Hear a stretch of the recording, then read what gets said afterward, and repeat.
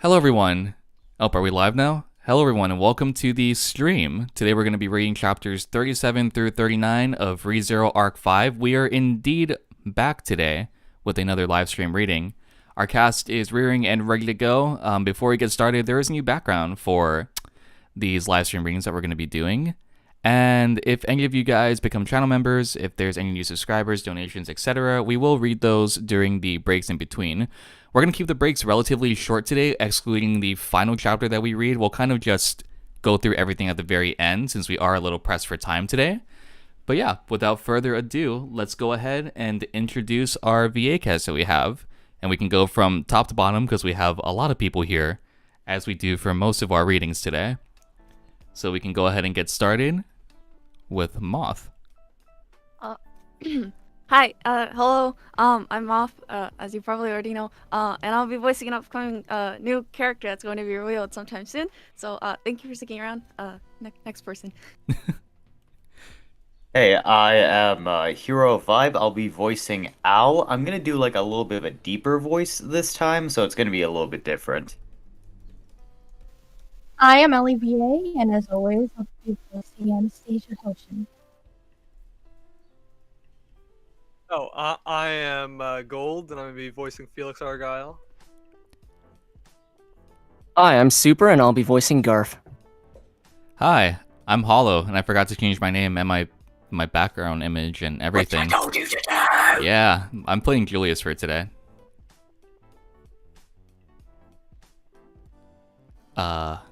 Sound director, in fact. Yeah, Jace. Oh, hello. Yeah, Jace, sound director. Nice. Kiki's in next. Hi, I'm Kikid484, and I'll be the narrator. Sorry. Cool. Hi, I'm Warclaw. I'll be playing Natsuki Subaru, as well as narrating the first part of Chapter 37, until the asterisk break. Also, Hollow, you don't have the Discord overlay on, mate. I know, I'm fixing that now. It always does this whenever we start. I need to literally reset the link manually. I see. Oh, did that? Nope, of course it didn't. Hello, Marcos-chan. Welcome to the Witches of Wrath. Let's keep going with the intros, though. I think Sausage Boy is next. Hello everyone, I'm Pat Curdy, and I'm just here for fun today. Nice. Hello, I'm the Lightning Eagle. I am Dogman Birdman today. Dogman Birdman. Yes. Hi, I'm Purple. Hi, I'm Purple, and I'll be your grandpa today again. Oh yeah, Purple, there's something that you wanted to quickly plug before we get into the readings. Yes, I'd like to appeal to most of you today. I'm not very good at this, but one of my students that I taught while I was going to community college has developed a disease, Crohn's disease, and I'm asking you all to please find it in your hearts to donate to her GoFundMe. Link is in the description. If you guys go ahead and click on it, it's under the GoFundMe link. It's right at the top. If you guys were planning on donating to the stream today, go ahead and donate some funds instead to Wilhelm's student that he taught. Ran it by me right before stream started, and I don't mind supporting it at all. So yeah, thank you, Purple. We're gonna be... Thank you. No worries, man. We're gonna be getting into right into chapter 37. We do have some custom artwork lined up, and we're gonna try our best to just make the stream go smoothly. I am at home now, so I'm not in the same environment I used to be when recording these types of live streams, so hopefully my stream doesn't crash. Fingers crossed for now. Okay, just double checking. Who else is narrating Chapter 37? Who else? Wait, what? Yeah, so I'm narrating the first part up until the asterisk break, in first person. Oh, that was not in the announcement. All right. Oh shit, sorry. I think Kiki's narrating 37. Kiki? Yeah. It's in the announcement! It was again, I suppose. So you're only narrating up until page 2 then, The Wolf. asterisk break. Yeah, it's specifically because it's in first person. We're being consistent with what we've done in the past with it, so... Okay, cool. Yeah, that works for me then. And 39 might be by me, or unless Strat comes, right? Yeah, 39 will be by Moth, if I'm not mistaken. Okay. All right. Are you set to go then, Wolf? I am totally always 100% prepared and ready for this, yes. Give me just 1 minute and then I'll be good. Okay, no worries. Okay. We'll give Gold a minute. Just one more thing. If you guys are going to be following us on Witch Cult Translations, we do have an updated proofread script web novel that we will be reading. So some things may be added, some things may be removed or changed. So it's not going to be 100% accurate with what you're potentially reading on Witch Cult. Just another little quick PSA before we get into it. It's not a big deal, but it looks like your overlay is stuck. My overlay is stuck? Why? Yeah. Why? It's Why? stuck on the same 5 people. I hate this. Don't panic. It's not that big. It's not that big of a deal. People still know our voices, so it's kind of like that. Someone But, in chat yeah. asks, would you possibly have to put something Why? on screen like the GoFundMe link just so people can see it if they didn't join at the beginning? Aha. I'll make it a pinned comment. How about that? Alright, thank you, Hollow. Probably the best. Yeah, we'll just leave that there. Let me grab the link. It's a big link. Let's just do this.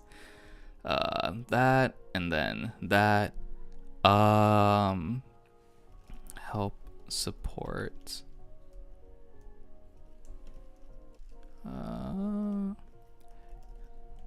You just want me to title this as like Purple Student? Or Purple, Yeah, how would you I want me think to? that's- Yeah, sure. Okay. Also, Kyle said she will be posting the link every now and again as well. So. All right. Well, Thank you, Kyles. I'm gonna pin it right at the top just so new people. Oh, I missed another member. God, I'm an idiot. Hold on. Oh, Wicked Phantoms, welcome to the Royal Guards. You have a Teresia PFP. I instantly love you.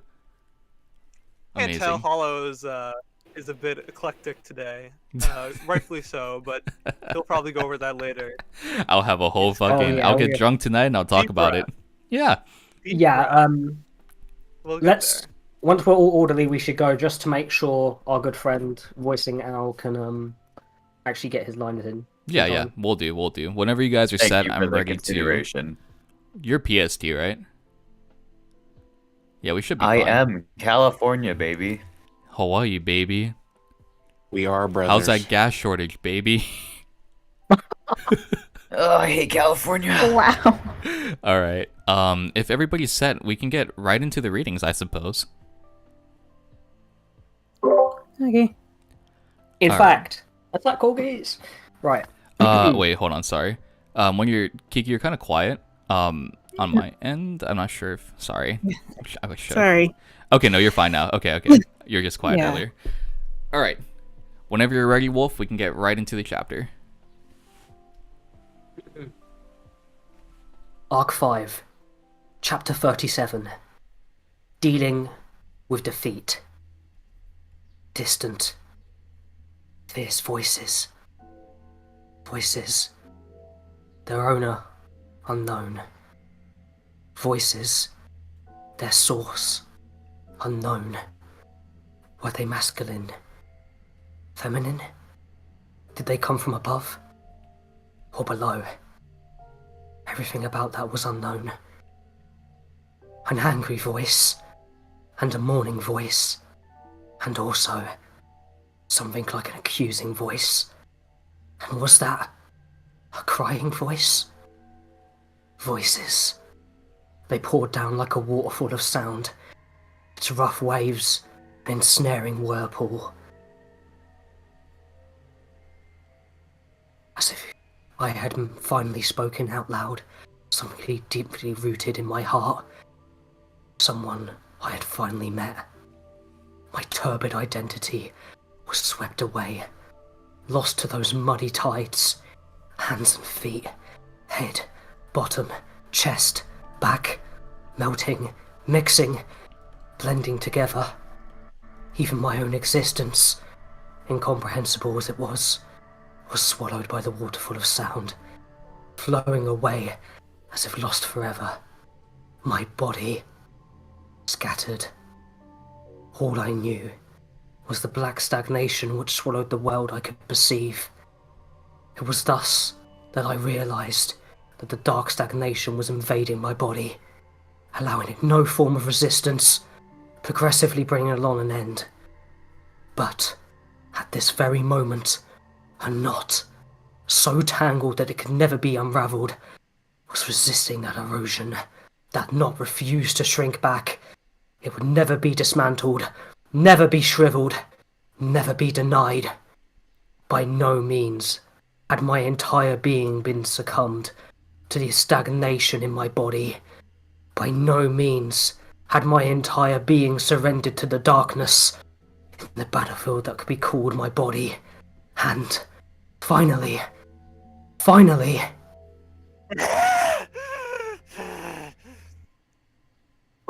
The first noise that flooded into his ears was someone's enraged roar.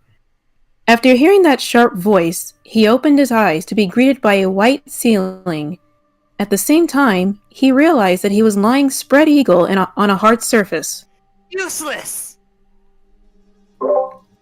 His newly regained consciousness came along with the clear sound of an insult. The voice was rife with unbearable anger, accompanied by actions befitting an emotional outburst. He heard the distinct sound of a hard slapping against skin. Stop it! You should understand that the responsibility for that blame does not lie with a single person here. Shut up! I don't want to hear those stupid word plays. An outsider shouldn't interrupt. Accusatory voices and unquenchable anger, a sign of conflict. From what he could hear, allies seemed to be arguing in a spacious room. He stretched out his left hand, trying to support himself with the wall as he got up. But, halfway through, his brain was overwhelmed by shock and pain, and his breathing suddenly hitched.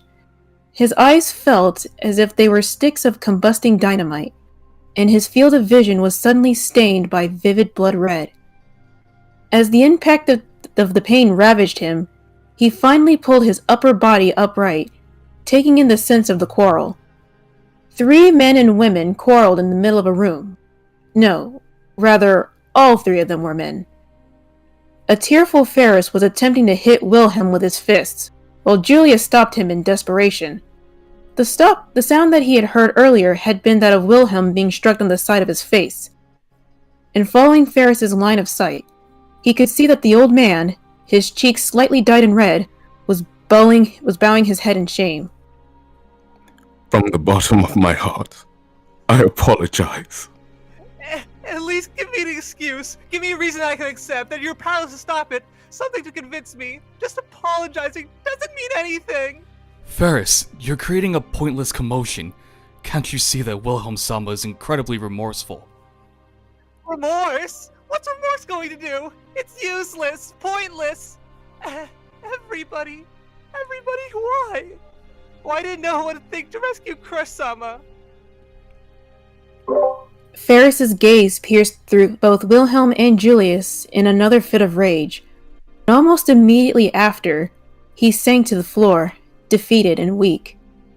And as the crying Ferris issued a condemnation, the 2 men could say nothing. While being looked by Wilhelm and Julius, Ferris slammed his gloved hands on the ground contemptuously.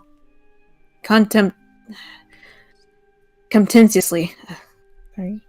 Am I supposed to be blue? I can't even do anything right now. Useless. Ferris sobbed as he continued to curse angrily. This time, however, those insults were directed at himself. That was another option he could take. After all, no one can interfere with him after realizing that he was not angry about himself.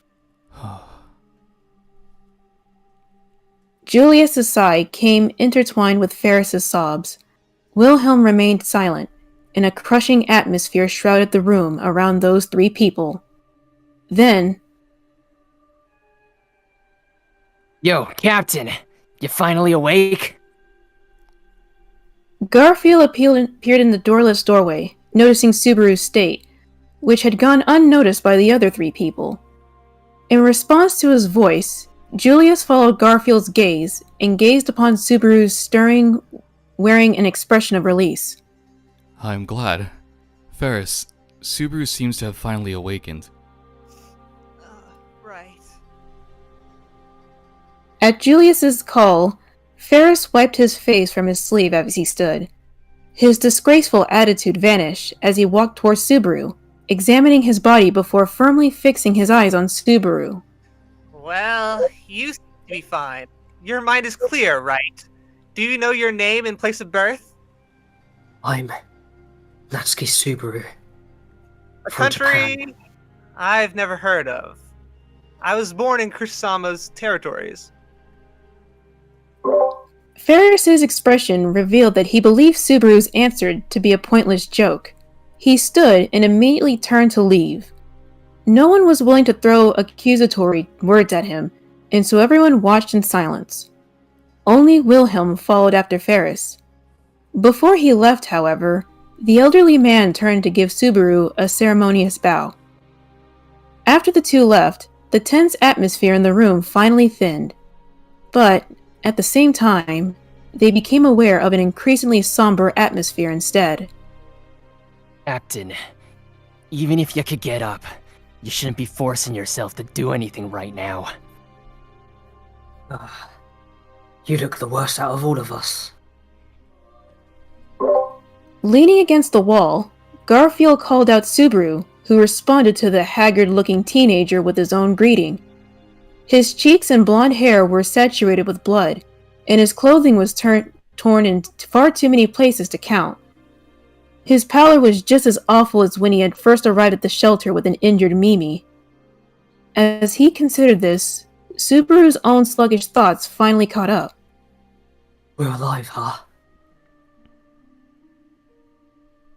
Right. My amazing self and Captain survived, so that's all good and well. But we can't even celebrate it. Fuck it all. Affirming Subaru's mutter, Garfield grinned his teeth down bitterly. As he watched Garfield, Subaru once again confirmed his own survival.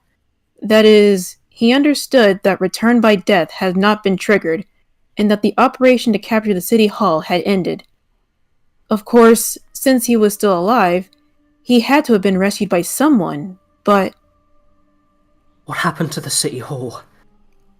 How did I get here? We are still in the city hall right now. The witch cult abandoned it, and we captured the building that we targeted. Looking just at the results, we could call the operation a success, but... Julius knelt next to Subaru as he began to answer his choppy questions. Upon closer inspection, the finest of knights looked awful. His hair was uncharacteristically messy, and his face and neck were covered with wounds. His knight's uniform was also dirtied with blood. Considering all of this, it was hard to say that he was safe and sound. But, most importantly, his normally graceful features were currently twisted with remorse and humiliation. First and foremost, it is good to see you up again. If anything had happened to you, we would have lost our source of morale. Don't say useless stuff like that. What happened? I don't care about morale or anything like that. The witch cult chose to abandon the building. What the hell? You heard right. As said previously, the witch cult abandoned the building, and we took back the city hall. But the hostages were turned into inhuman things, and the cultists who had caused all this managed to escape after achieving their goals. This can hardly be called a good result. Julius stated the situation in mellow tones, a stark contrast to Subaru's anxiety. However, that stiff tone and those drooping eyes. It was obvious that the circumstances Julius was explaining were so serious that he could not hold his indignation from showing in his voice. And Subaru could not ignore what he was just told. Inhuman things. Meaning? You must have seen it too, on the upper floor of the city hall. That unending, nightmarish sight. Shaking his head, Julius affirmed that cruel reality. Subaru vividly remembered the shiny red compound eyes and the sound of the wings desperately beating in a cry for help. His nausea was held in check by the knowledge that they had been expecting salvation from him, another human. His heart seemed to tighten with feelings that were neither truly sympathy nor fear. The witch cult sin archbishop of lust, Capella, was a truly despicable monster who trampled freely on human dignity and values, all while spitting her brand of ridicule. What that monster played with was neither the human spirit nor the human heart, but something even more sacred.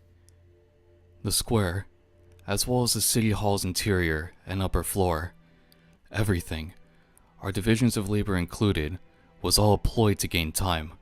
We were dancing on the witch cult's palm the entire time. They could have easily, little by little, killed us all. The reason why that did not happen was your keen judgment and the efforts of the human who was turned into the Black Dragon. My judgment?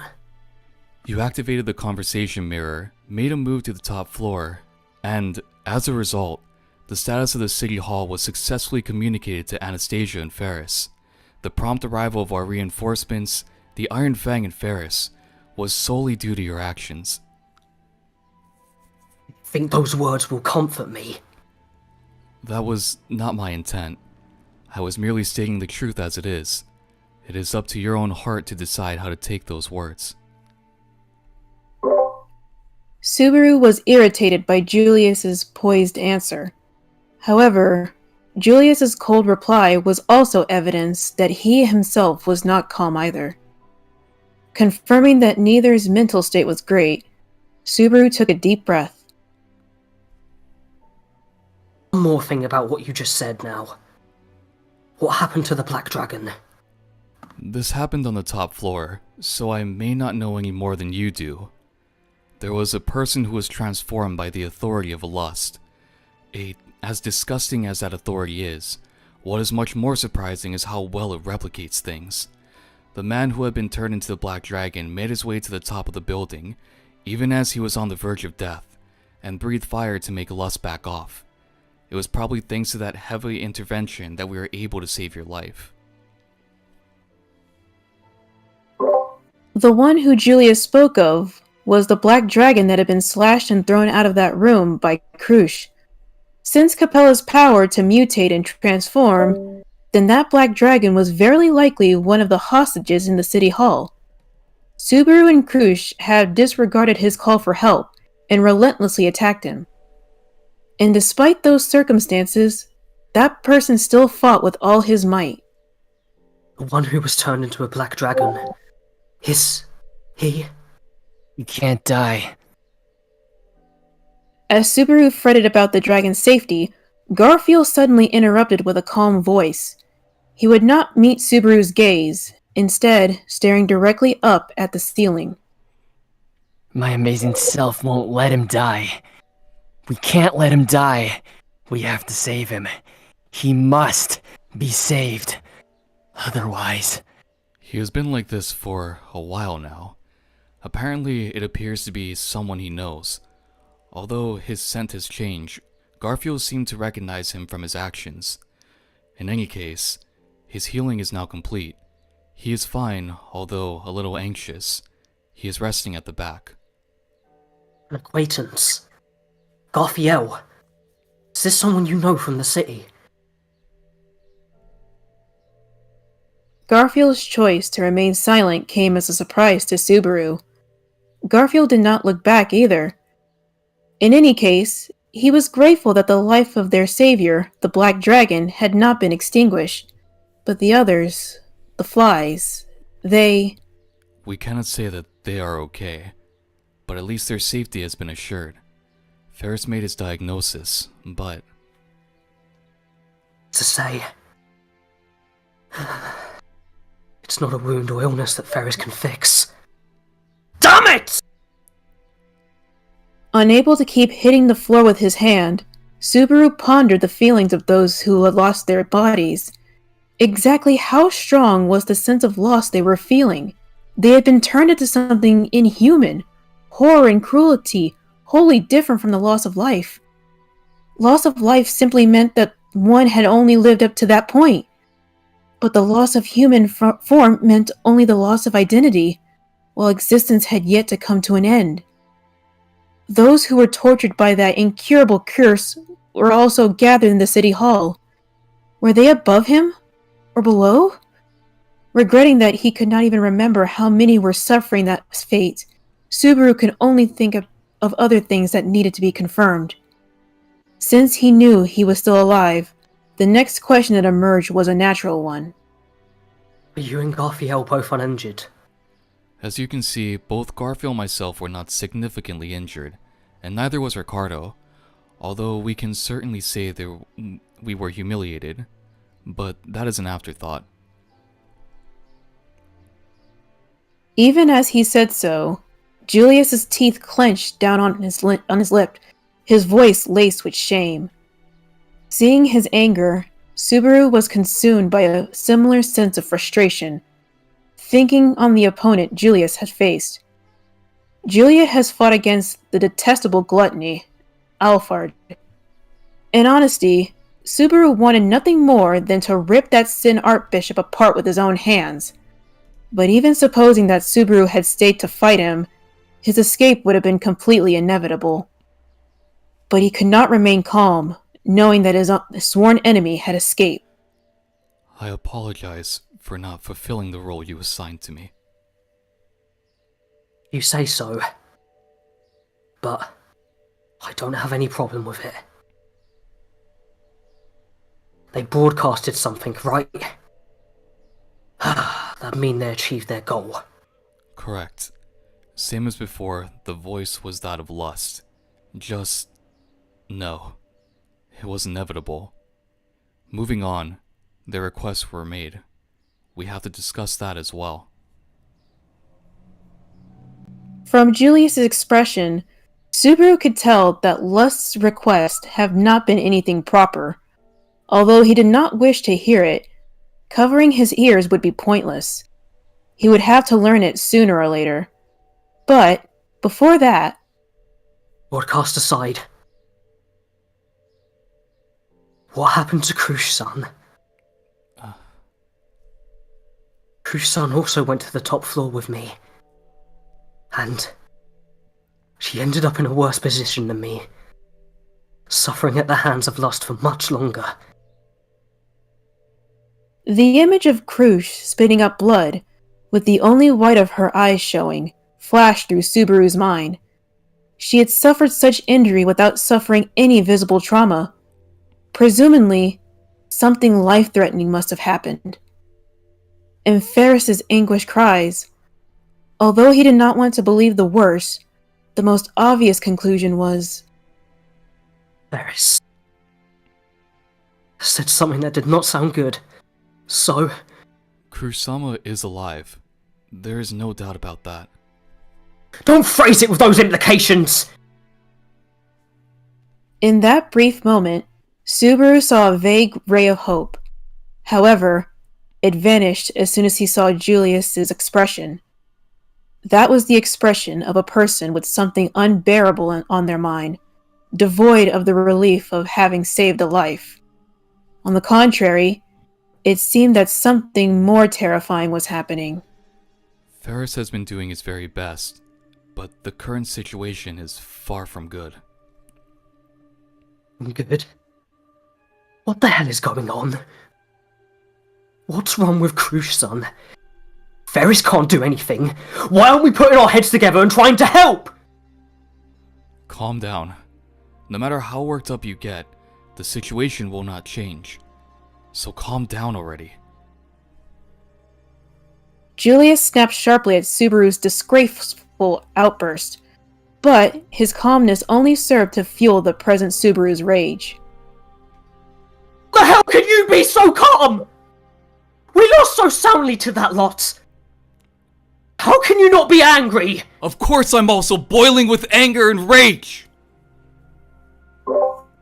Julius sharply swatted aside the arm that Subaru had stretched forward to grab him. Subaru felt silent as he saw Julius's gaze waver after his roar. Apologies for my unbecoming violence. It seems that I'm yet to be mature enough to control myself. Julius reached out a hand to Subaru, who had fallen after his arm had been forcefully blocked. Although he clearly understood Julius's feelings, Subaru had deliberately attacked his attitude, and he felt great shame upon hearing Julius's apology. Sean. She was attacked by lust, right? A foreign agent has contaminated her body, and it is currently wreaking havoc inside her. Ferris's distraught reaction is quite appropriate. As Julius spoke, a clear image of Krush's incredible pain with his last memories of that assault came to Subaru's recollections. That ultimate pain, her body infiltrated by a devilish monster, which siphoned away her own flesh, blood, bones, and even soul. That pain was one which that no human should ever have to endure. The fact that he could not do anything about it was probably the reason for Ferris's attitude from before. Before and after Subaru's awakening, Ferris seemed to have blamed Wilhelm. Presumably, he held the old swordman accountable for being unable to protect their master on the battlefield. In fact, he was only searching for someone to carry the blame. Both the accusing Ferris and the accused Wilhelm understood this. And so Wilhelm had remained silent after Ferris had struck him, while Ferris had cried over his own hateful weakness. The two men who had just left the room were attending to their miserable master now. Thinking about that trio, the sense of failure in Subaru's heart only grew stronger and stronger. However, Julius interrupted Subaru's emotional torrent. Subaru, there is something that I must confirm. What is it? Although it is rather difficult for me to point this out, it seems that you have yet to notice. Subaru felt a wave of doubt surge at Julius's roundabout question. Narrowing his eyes at Subaru, Julius brought a gentle hand to Subaru's collapsed body. The latter adjusted to see what Julius was doing, his hand gradually moving from his foot to his right thigh. Unsure of what Julius was doing, he looked down carefully to where Julius's hand traced a line from Subaru's thigh to his right foot. Subaru had treated his injuries casually. Subaru had only recalled his memories of Krush being defeated by Capella at the top floor of the city hall, and had conveniently forgotten about his own injuries. What had happened before he lost consciousness? He had unconsciously understood and accepted the feeling of returning by death, but the feeling of death had not arrived. He should have been relieved, but... What? This is... His breath suddenly catching up in his frozen throat, Subaru could not help but doubt his own eyes. His right leg was right in front of his eyes, but there was a seam of black, ugly, charred-looking skin. His right leg was currently being eroded by that wriggling something. It was not Ferris who fixed it, nor was it any type of healing magic.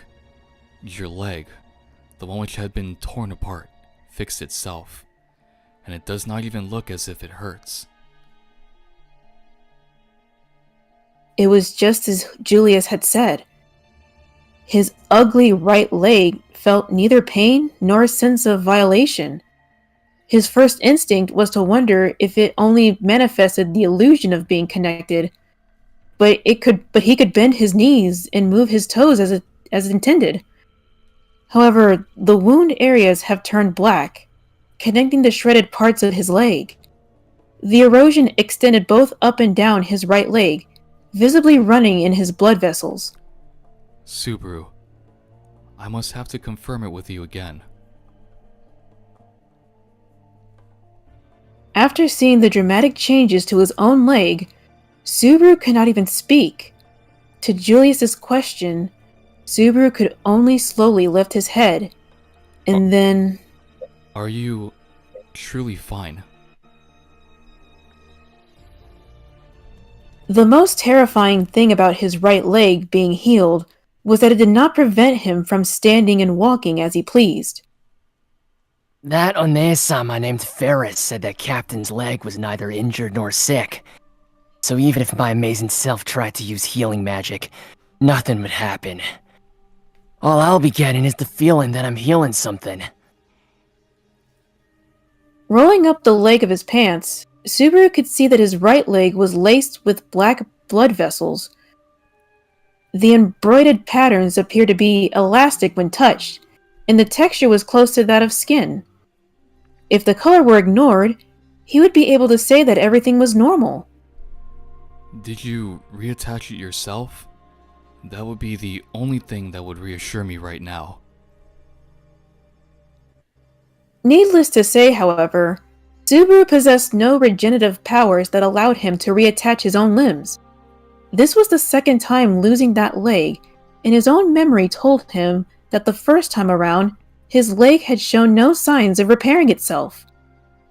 Of course, the consequent line of thought was to figure out what could have created this, but Subaru could think of only one thing. Is it because that bitch Capella dropped blood onto my leg? He had descended into a realm of confusion after his leg had been ripped off and his blood oozed out. For that reason, his memories were blurred, and he could not say with absolute certainty that it was indeed the case. However, Subaru had no doubt that he had seen Capella cut into her own wrist and pour droplets of blood on Subaru. At that time, she had also mentioned something incredibly concerning. Yes, it was... Your son. She suffered the same thing that I did. That being, having blood dripped into her wounds. What an unpleasant act. Maybe it has some significance as a ritual, leaving behind an immediate impact? Or perhaps it is a curse. I have heard those operate differently from the laws of regular magic. Curse. Yes. Curse sounds right. It was cursed blood. No. It was something different. Something like... dragon's blood. Right! It was dragon's blood. That's what she said! As Subaru gazed Julius's puzzlement, he sifted through his foggy memories, and could not help but clap his hands together at his success. Capella had indeed mentioned, while witnessing Subaru's suffering brought about by her blood, that her own blood was mixed with dragon's blood. That had not seemed to be a jest, a bluff, or a lie, and it provided several clues. Dragon's blood.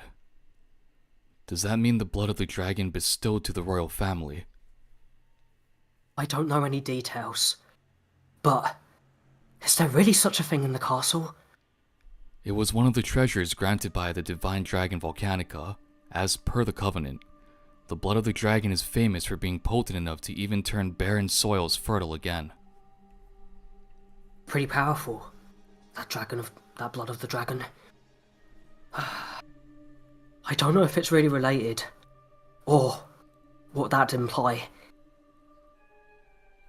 Considering that Capella had called herself a Lagunica, the name of the royal family, this was an object of concern, especially, as Wilhelm had said, due to Emeralda Lagunica being the real historical figure. Albeit unbelievable, was she really part of the royal family? But having the blood of the dragon mixed with her own blood stirred questions. In any case, with the information that it might be related to blood, then Ferris might be able to help her. Ah, that's right. Let's hurry. Wait. Captain. Wait a sec. Finally, information that might lead to a turnaround. Subaru wanted to rush to share that information, but Garfield, arms crossed as he leaned on the wall, poured a metaphorical bucket of ice-cold water over his head. In response to Subaru's glare, Garfield dropped his gaze. Captain, you haven't seen it yet. And the fewer people see, the better. What does that mean?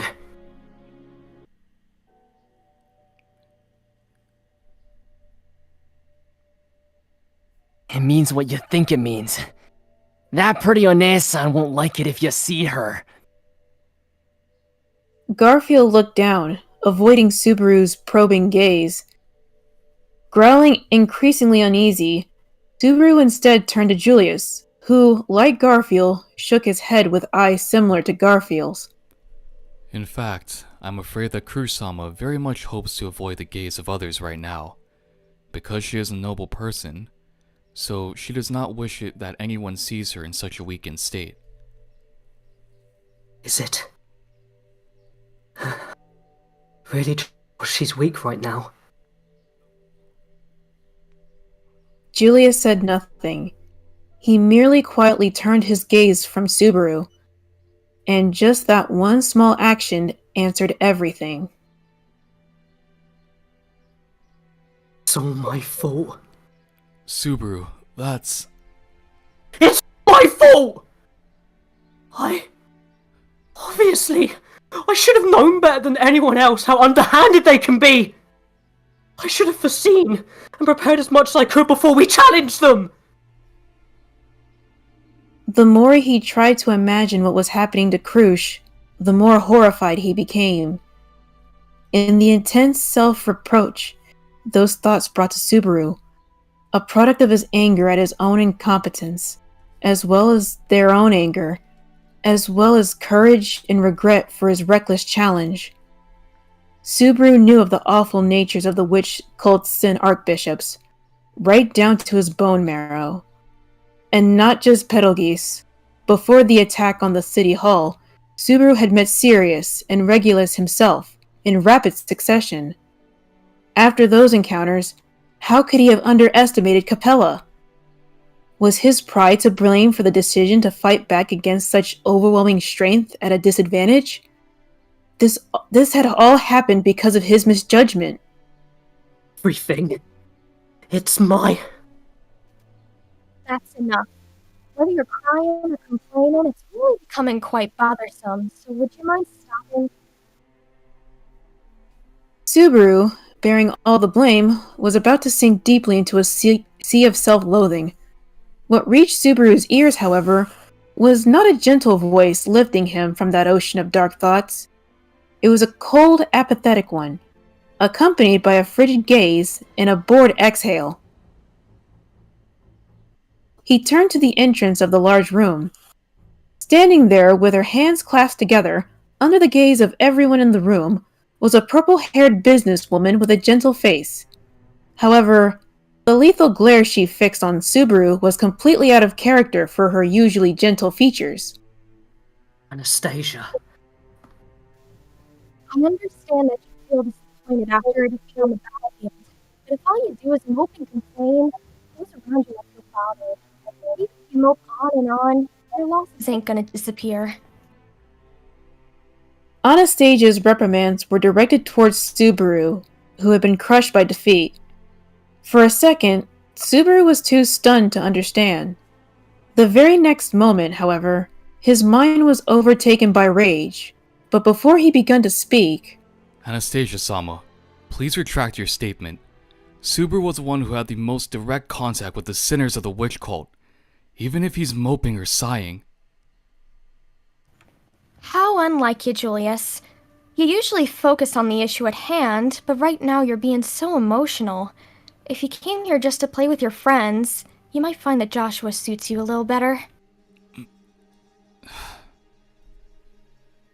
Julius, who had attempted to defend Subaru, was silenced by the frosty sight of his master. Subaru's white-hot rage was bathed in ice-cold water, but he still felt incredibly confused about Anastasia's attitude. Then, looking at Subaru, who was utterly speechless, Anastasia fiddled with the fox scarf around her neck and spoke to the other two occupants of the room. Yeah, thought so. Julius, things with Krush-san seem kinda busy right now, don't they? Why don't you see if you can go and help? And the blonde child over there, would you mind accompanying him for a bit? Urging Julius and Garfield to leave from the room, Anastasia fixed her eyes on Subaru. If two of the four people in the room left, a confrontation between only Subaru and Anastasia would occur. Don't worry, I won't do anything bad. Anastasia promised so, with a decidedly not-so-cute smile.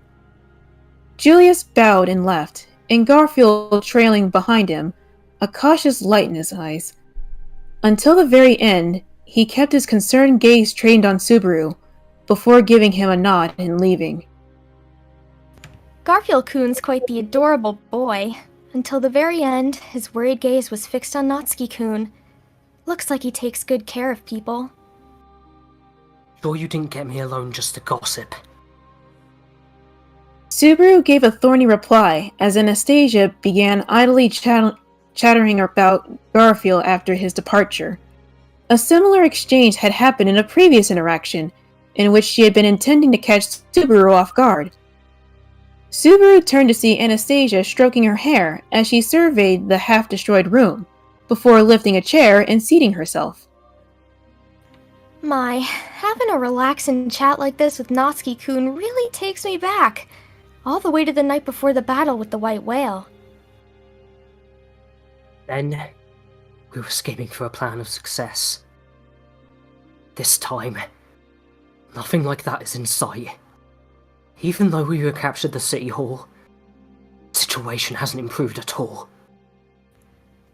Yes, nothing's changed. Rather, everything's gotten worse, and we got no optimal course of action to follow. Subaru realized that her carefree voice had, for a second, honed itself into the razor-sharp blade of a knife. He could not help but straighten his back, while Anastasia glanced at his leg. Everything okay with your leg? Last I heard, it's been shredded. Fortunately, I can run and jump just fine. Although, this looks kinda gross. Well, being able to run and jump right now is what matters most. There's still a lot of things to do, but until then... Anastasia let the conversation drift lightly towards Subaru's injury, before inhaling sharply. Subaru realized that she was finally arriving at the main topic and frowned. She pointed her hand at the ceiling. No, she was pointed somewhere beyond the ceiling. Did you ever end up here in the third broadcast after your operation? No, I didn't. What did they say? It was some kind of request, but I don't know what exactly those were.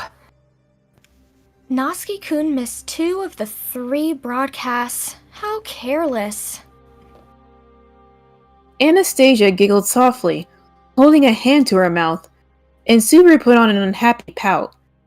Even so, she kept her hand over her mouth and narrowed her eyes, fixing them on Subaru. One of the demands. I'm sure that only Natsuki-kun and I can understand it. Only me. And Anastasia-san? What exactly did that mean?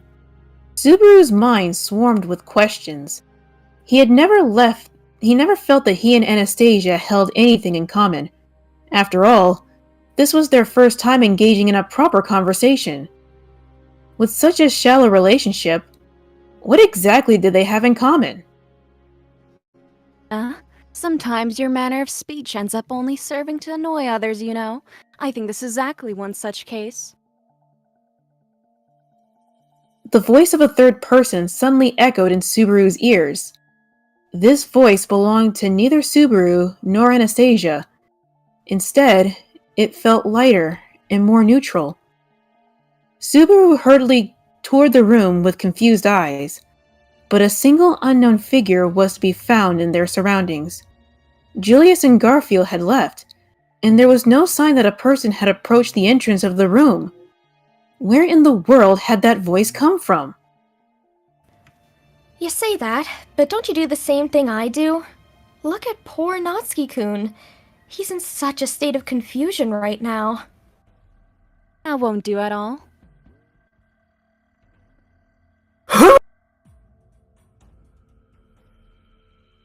Anastasia spoke to the third voice as if it all were natural. Rather than relieving Subaru's frenzy, he verged on hyperventilating as attempted to discern what exactly had brought on his turmoil. Oh, you do seem quite frightened. My apologies. His eyes fell upon it, the third party that had spoken up. The owner of that voice that was so suddenly had intruded the scene. No, that third voice had not intruded.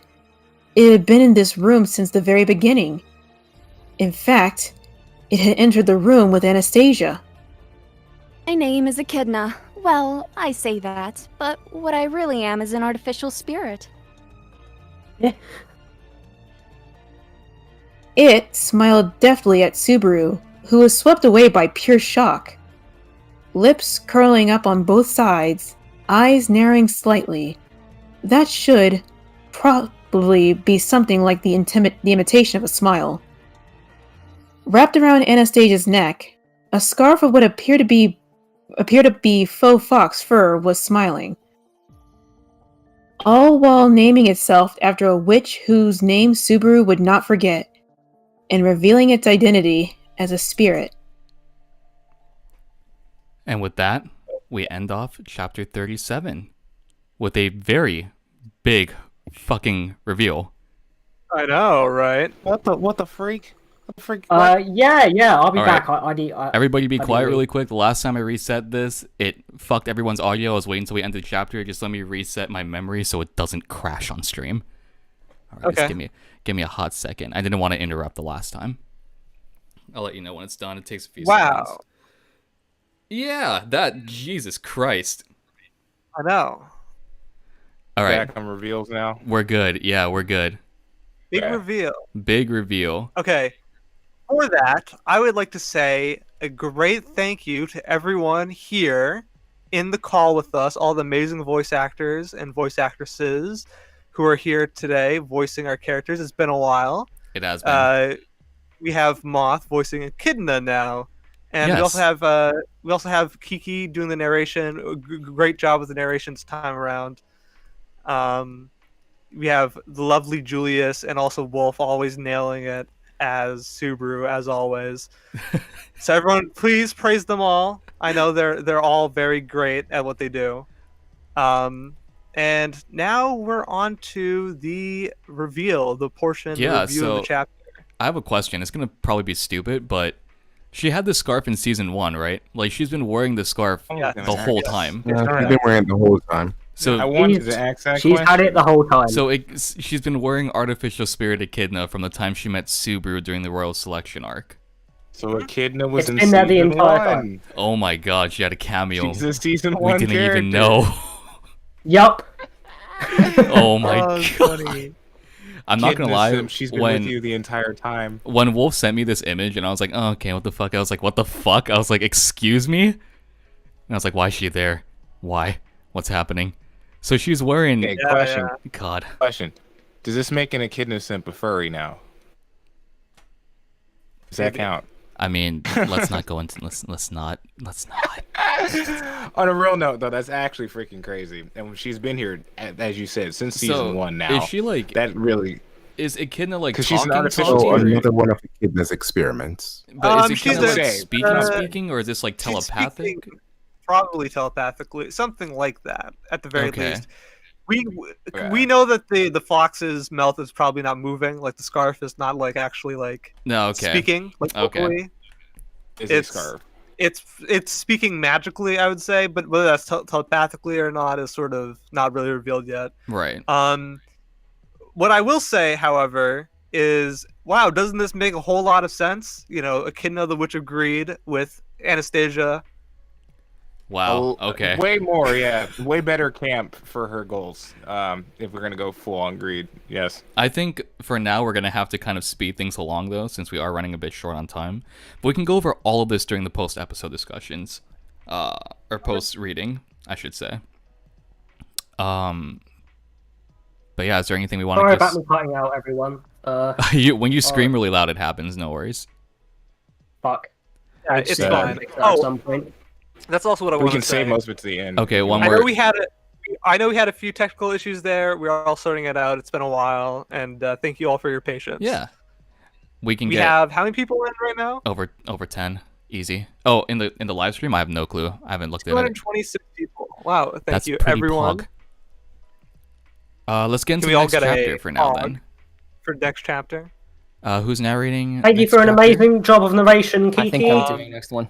All right, are you ready, Garth? Oh yeah, Kiki. Yeah, thank you for narrating. Let me change That's my name awesome. real quick.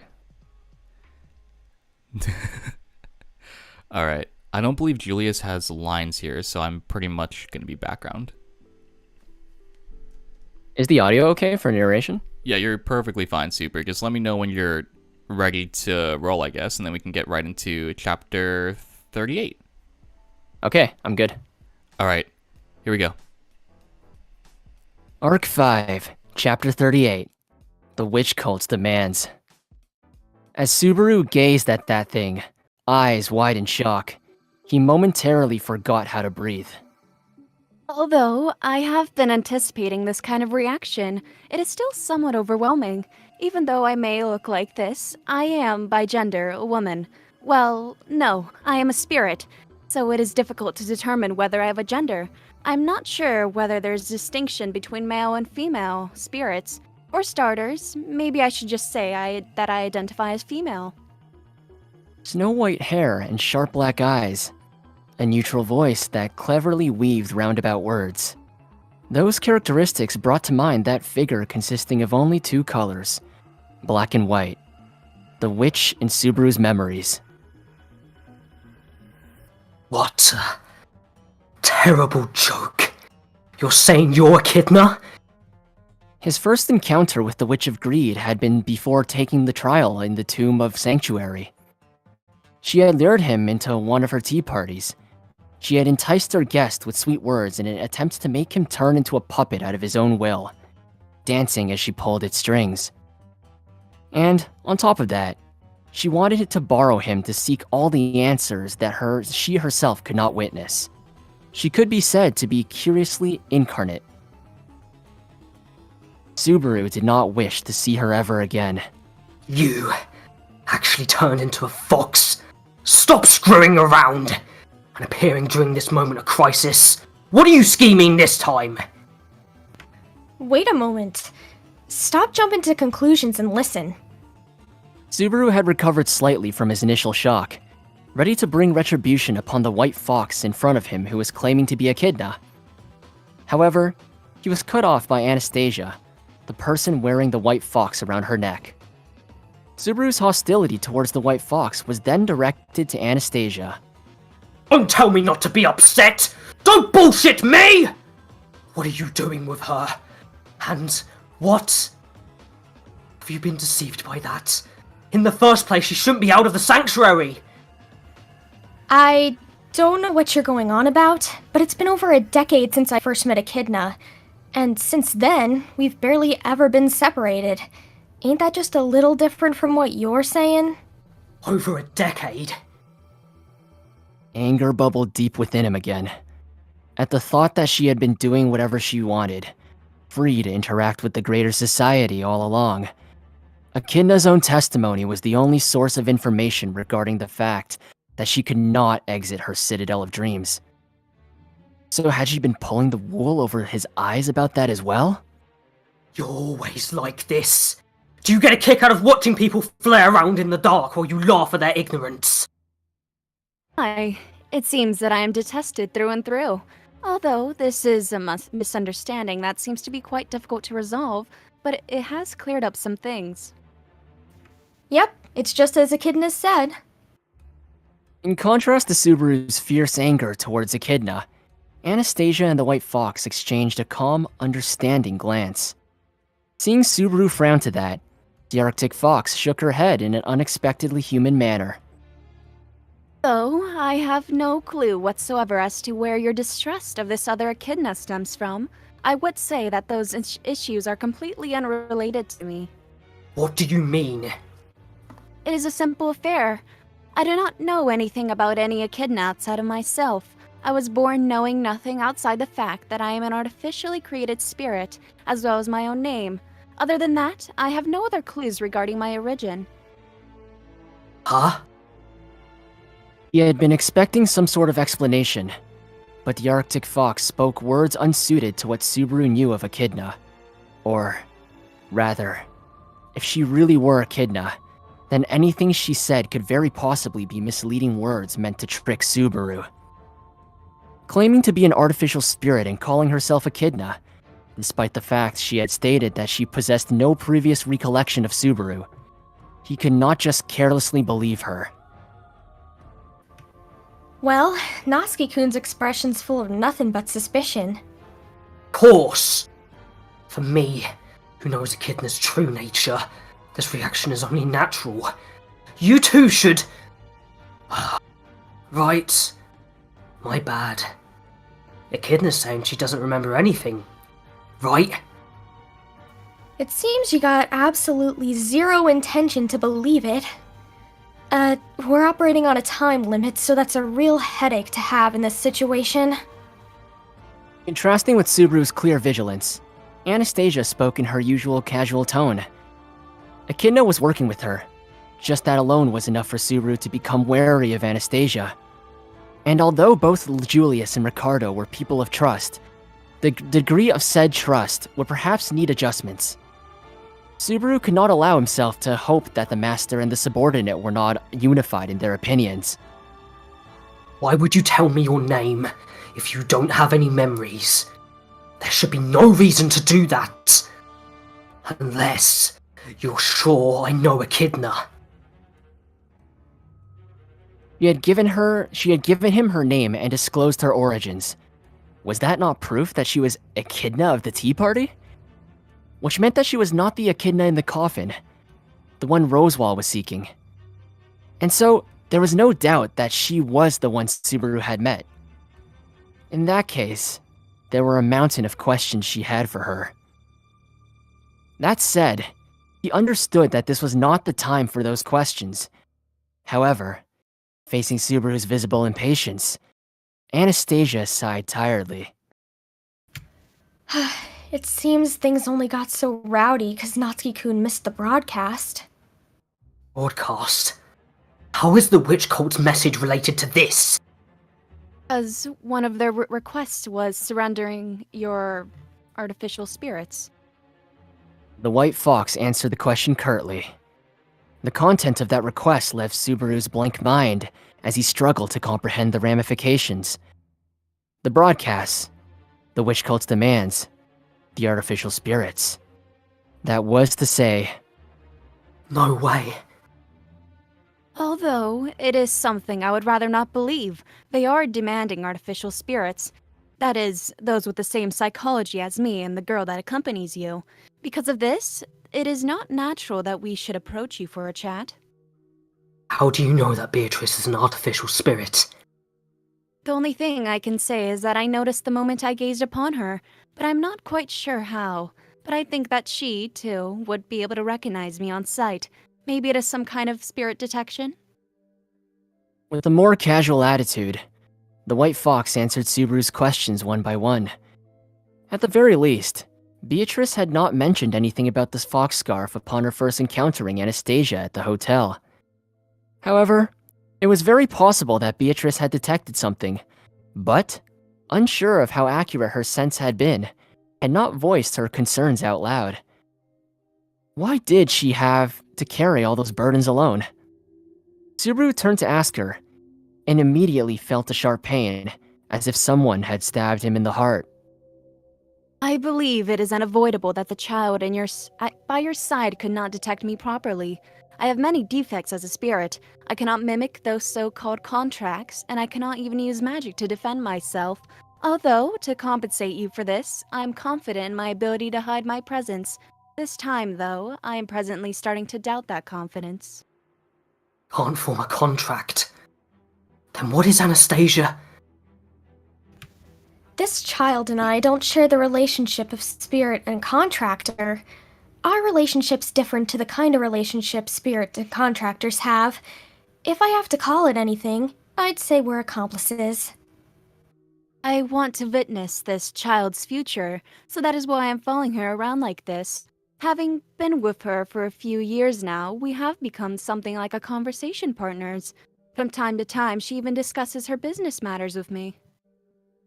The Arctic Fox spoke with a fleeting grin, and Anastasia lightly scratched her neck. Their relationship seemed harmonious and friendly, and Subaru presumed that they share a certain degree of trust. Why would you disclose such a thing to me? It's not like you have the ability to fight or something like that. Is it not natural that we would disclose some of our own affairs if we wish to gain your trust? Furthermore, with the lives of the population of this entire city hanging in the balance, at this critical juncture, it falls on us to take action. Falling into eternal strife because of a small, relatively insignificant detail is something to be avoided. I also really wanted to stop her, but this child doesn't pay attention to others' advice at all after having made up her mind, so I'd like for you to at least hear her out, for the time being. The White Fox was unusually frank and genuine for someone called Echidna. And Anastasia's words supplemented her accomplice's words. Belatedly, Subaru realized the reason for Anastasia's earlier coldness.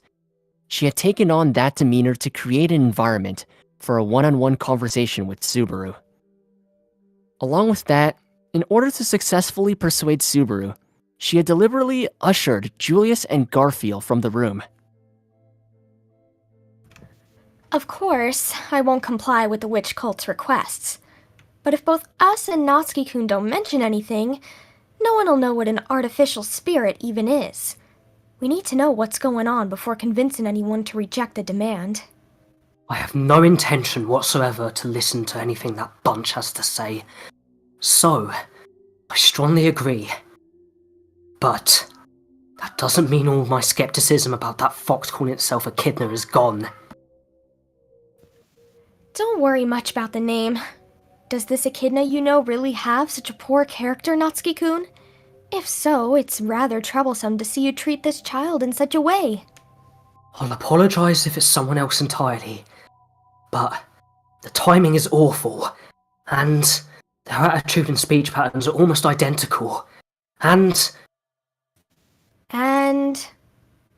Subaru wondered if he should tell Anastasia, who tilted her head. To Subaru, it was unclear just what kind of existence were artificial spirits. All he did know, however, was that Beatrice and Puck were both artificial spirits, and they had been created by the witch Echidna. Of course, if the white fox in front of him were truly an artificial spirit, it was safe to assume that she had likewise been created by Echidna's hands. In her search for eternal life, Echidna had devised a mechanism to create replicas.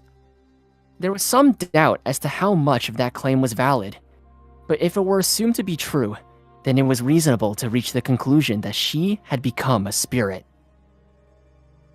Casting away her flesh, freed from the notion of lifespan as a spirit, if she could extend her existence in this manner, it would certainly fit with the Witch of Greed who longed for omniscience.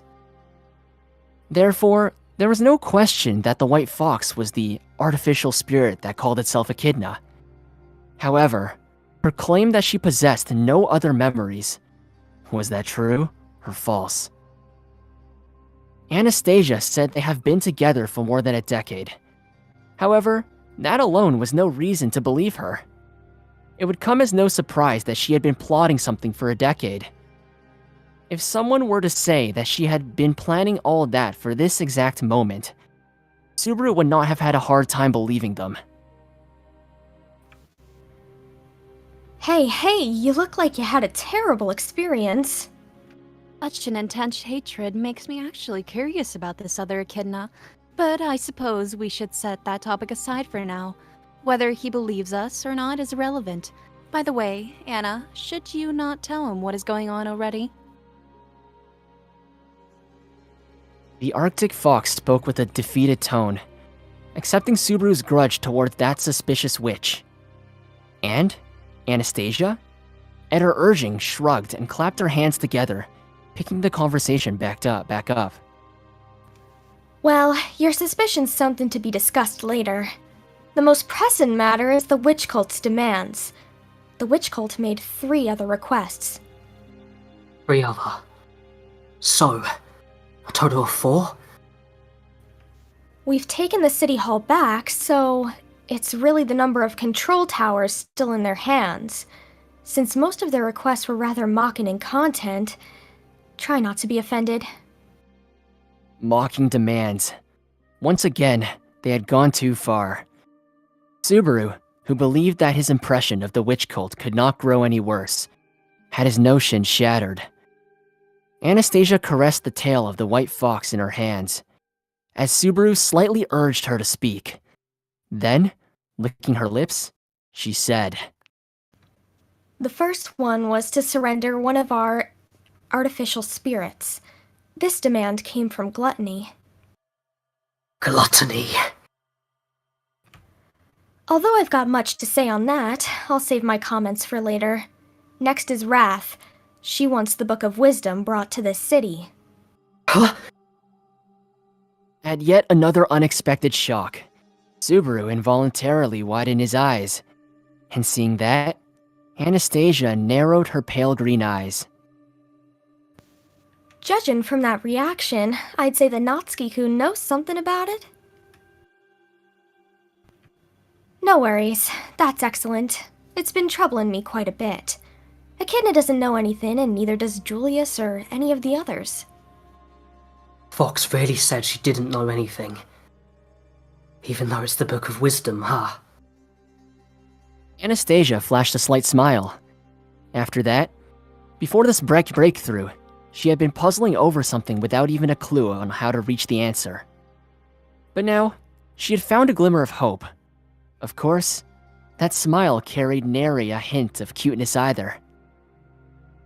And it was also factual that her apprehension was visible after Subaru's question. I am afraid I do not know anything. Then, if you allow me to speculate, the echidna you know is connected to this Book of Wisdom, correct? Yes, that's right. In that case, I gotta ask even if I don't want to know. What kind of person was this echidna that Natsuki-kun's acquainted with? Is she related to the witch cult? The perception shown by both Anastasia and the White Fox was so outstanding, while at the same time, being closely related to one of the parties, that Subaru was tempted to think they were feigning ignorance. Of course, it was inevitable that they would think this way. If he were to believe that the White Fox had said, Echidna was merely her name. Only Subaru knew that the artificial spirit's creator was Echidna. And, most importantly, this proved that among the witches, only the name of the Witch of Envy had been recorded into history. Not a trace of the others were left. Only those in the Amelia camp, who were faintly aware of Echidna's existence and nature, would get a feeling of crisis because of her name. Echidna is the name of a witch from a long time ago. In addition to the Witch of Envy, other wicked witches existed. She was one of those. Although, she's long dead, her soul remained anchored to this world. Having met her before, I'm now very wary of her. Hey, Natsuki-kun, do you have a fever? You're speaking some rather outrageous words here. There's nothing wrong with my head. Those witches are incomprehensible, twisted existences. They can even create artificial spirits. So, just accept this much.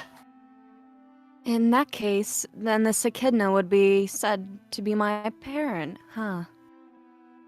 Subaru's answer was sprinkled with implications, and the White Fox drew meaning from words that surely sounded frustrated. Although he was not really trying to hide anything, Subaru felt a twinge of regret at not being upfront with her from the get-go. Discovering the secret behind my birth at an unexpected time is one of the many joys of life. If you have the opportunity, I would like to listen to more details. Although you're a spirit yourself, you're so obviously clueless about everything. Even our Beatrice seems to know much more about that. No. Come to think of it, Beatrice has never mentioned anything about you. Where did you come from? And what were you meant to do? Regretfully, rather you are talking about the circumstances of my birth or the purpose I was made to fulfill. Both of those are wholly unknown to me. Right now, I'm merely following the path of this rather interesting child. Subaru's accusations, the White Fox cast a meaningful sideways glance at Anastasia, who slowly moved her gaze towards Subaru. I'm also quite curious about the connection between Echidna and this witch, and she cannot be unrelated to the witch cult. So, let's return to the topic of the Book of Wisdom. Book of Wisdom is the prototype of the witch cult's gospels.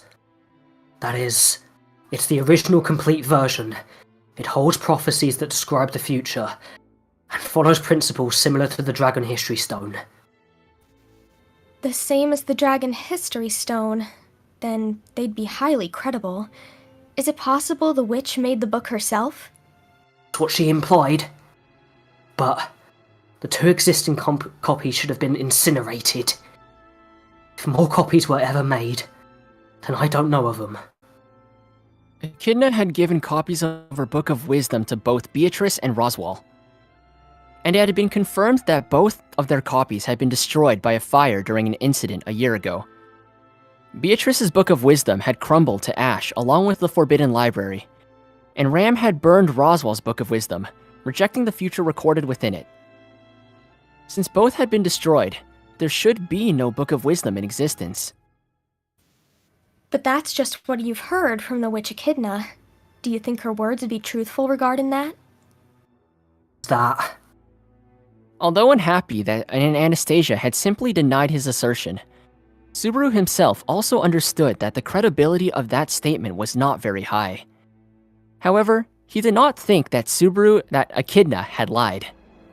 Presumably, only Subaru, who had spoken to the witch face to face, would have such a feeling. Not trust in the person, but trust in her words. What a troublesome person for Natsuki-kun. I myself think so too. I obviously didn't intend to trust her, but I trusted her words concerning this. How contradictory. However, that did not mean that everything had been a lie. Did Subaru believe that he wanted to? Did Subaru believe that because he wanted to? Or was he still dancing along to that witch's tune unknowingly? For the moment, regardless of Natsuki-kun's personal feelings, there are 3 possibilities for this Book of Wisdom. First, the witch was lying, and other copies were made. And the second is that the witch cult doesn't know that the Book of Wisdom no longer exists, and to cause an uproar for nothing. But the third one is... There's a possibility that a Book of Wisdom remains, even if her words weren't lies. One single reason, that is, one of the copies wasn't completely destroyed by fire, and unburnt remains still exist.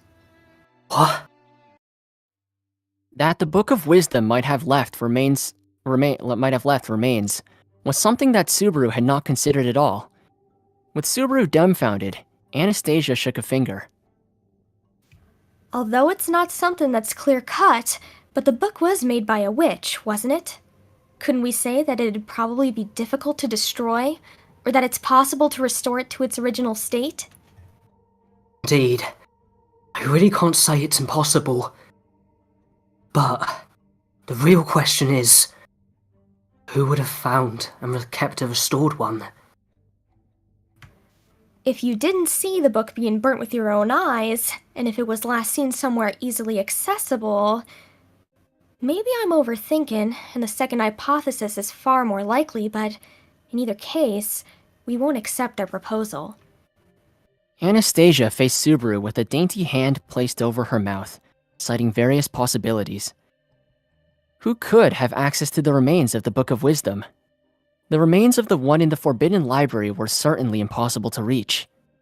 The mansion itself had burnt down, and the book was consumed along with the Forbidden Library itself. But what about Roswell's book? Although he had heard that Ram had burned it with magic, but after that, Amelia's magic must have scattered the ashes in that snow-covered sanctuary. What if it had survived in the fire? And what if the book could really be restored? It would not be surprising if someone had picked it up. It was not totally uncanny. If anyone had brought it here, it would have been someone from my faction. And they would have all have told me about having picked it up. Therefore, I'm confident that the Book of Wisdom isn't in the city. In any case, it doesn't matter. I don't need to concern myself so much with a book I know nothing about. Confident. Although he had said so, his feelings were perhaps closer to wanting to believe. However, Anastasia did not dwell on this point, nor did she intend to dig deeper into the details of the Book of Wisdom. Rather... Then, the next demands came from greed and lust. They're plain and simple, and there's absolutely nothing worth discussing about their words. Those two. No. Gluttony and wrath are no different. So, what's going on?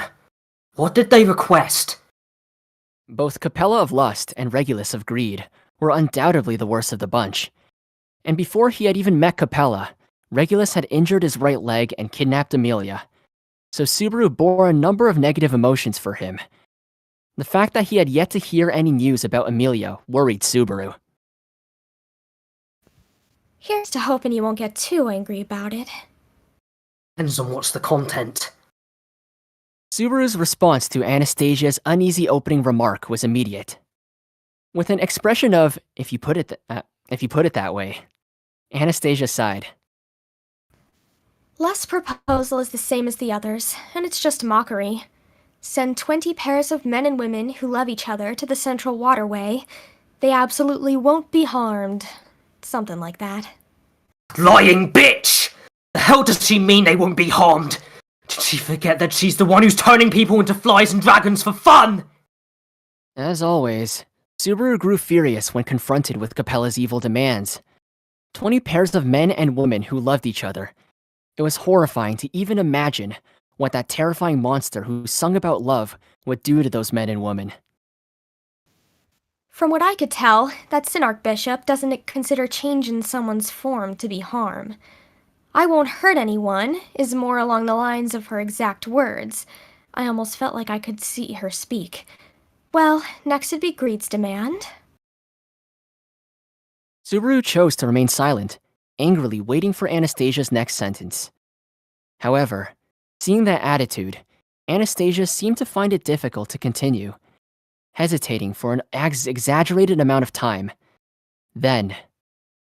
The request of the man calling himself Greed was, I want to hold a wedding with my silver-haired bride, so don't interfere with anything regarding this marriage.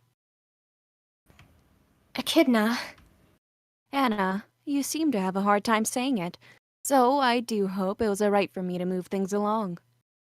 In Anastasia's stead, who was far too hesitant, the white fox guarding her neck spoke first. However, the exchange between the two did not reach Subaru's consciousness. Holding a wedding for that silver-haired bride. And who would be the bride of Regulus of Greed? The question did not merit any consideration at all. Stop fucking around! You fucking bastard! Therefore, Subaru's volcanic eruption of anger was entirely reasonable. Anastasia could not help but frown, and the white fox's hair stood up on its end. That was how direct and pure Subaru's rage was. In his mind, the image of the white-haired man took form. An ignorant villain, holding transcendental power, had captured Amelia and insisted that her only value lay in her face. But that powerful man was nothing more than sick in the head. What nonsense was he spouting this time? Trust and the Book of Wisdom and Amelia! They say they want them. Ha! The witch cult isn't getting their hands on a single one of them! I'll show them for messing around with that bullshit proposal! I anticipated that reaction, but hearing you say it so crisply like that is reassuring.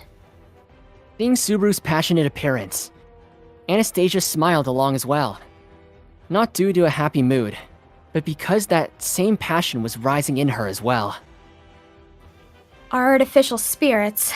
Well, I got no intention of turning Echidna over to them. In addition, I refuse to be intimidated by the witch cult.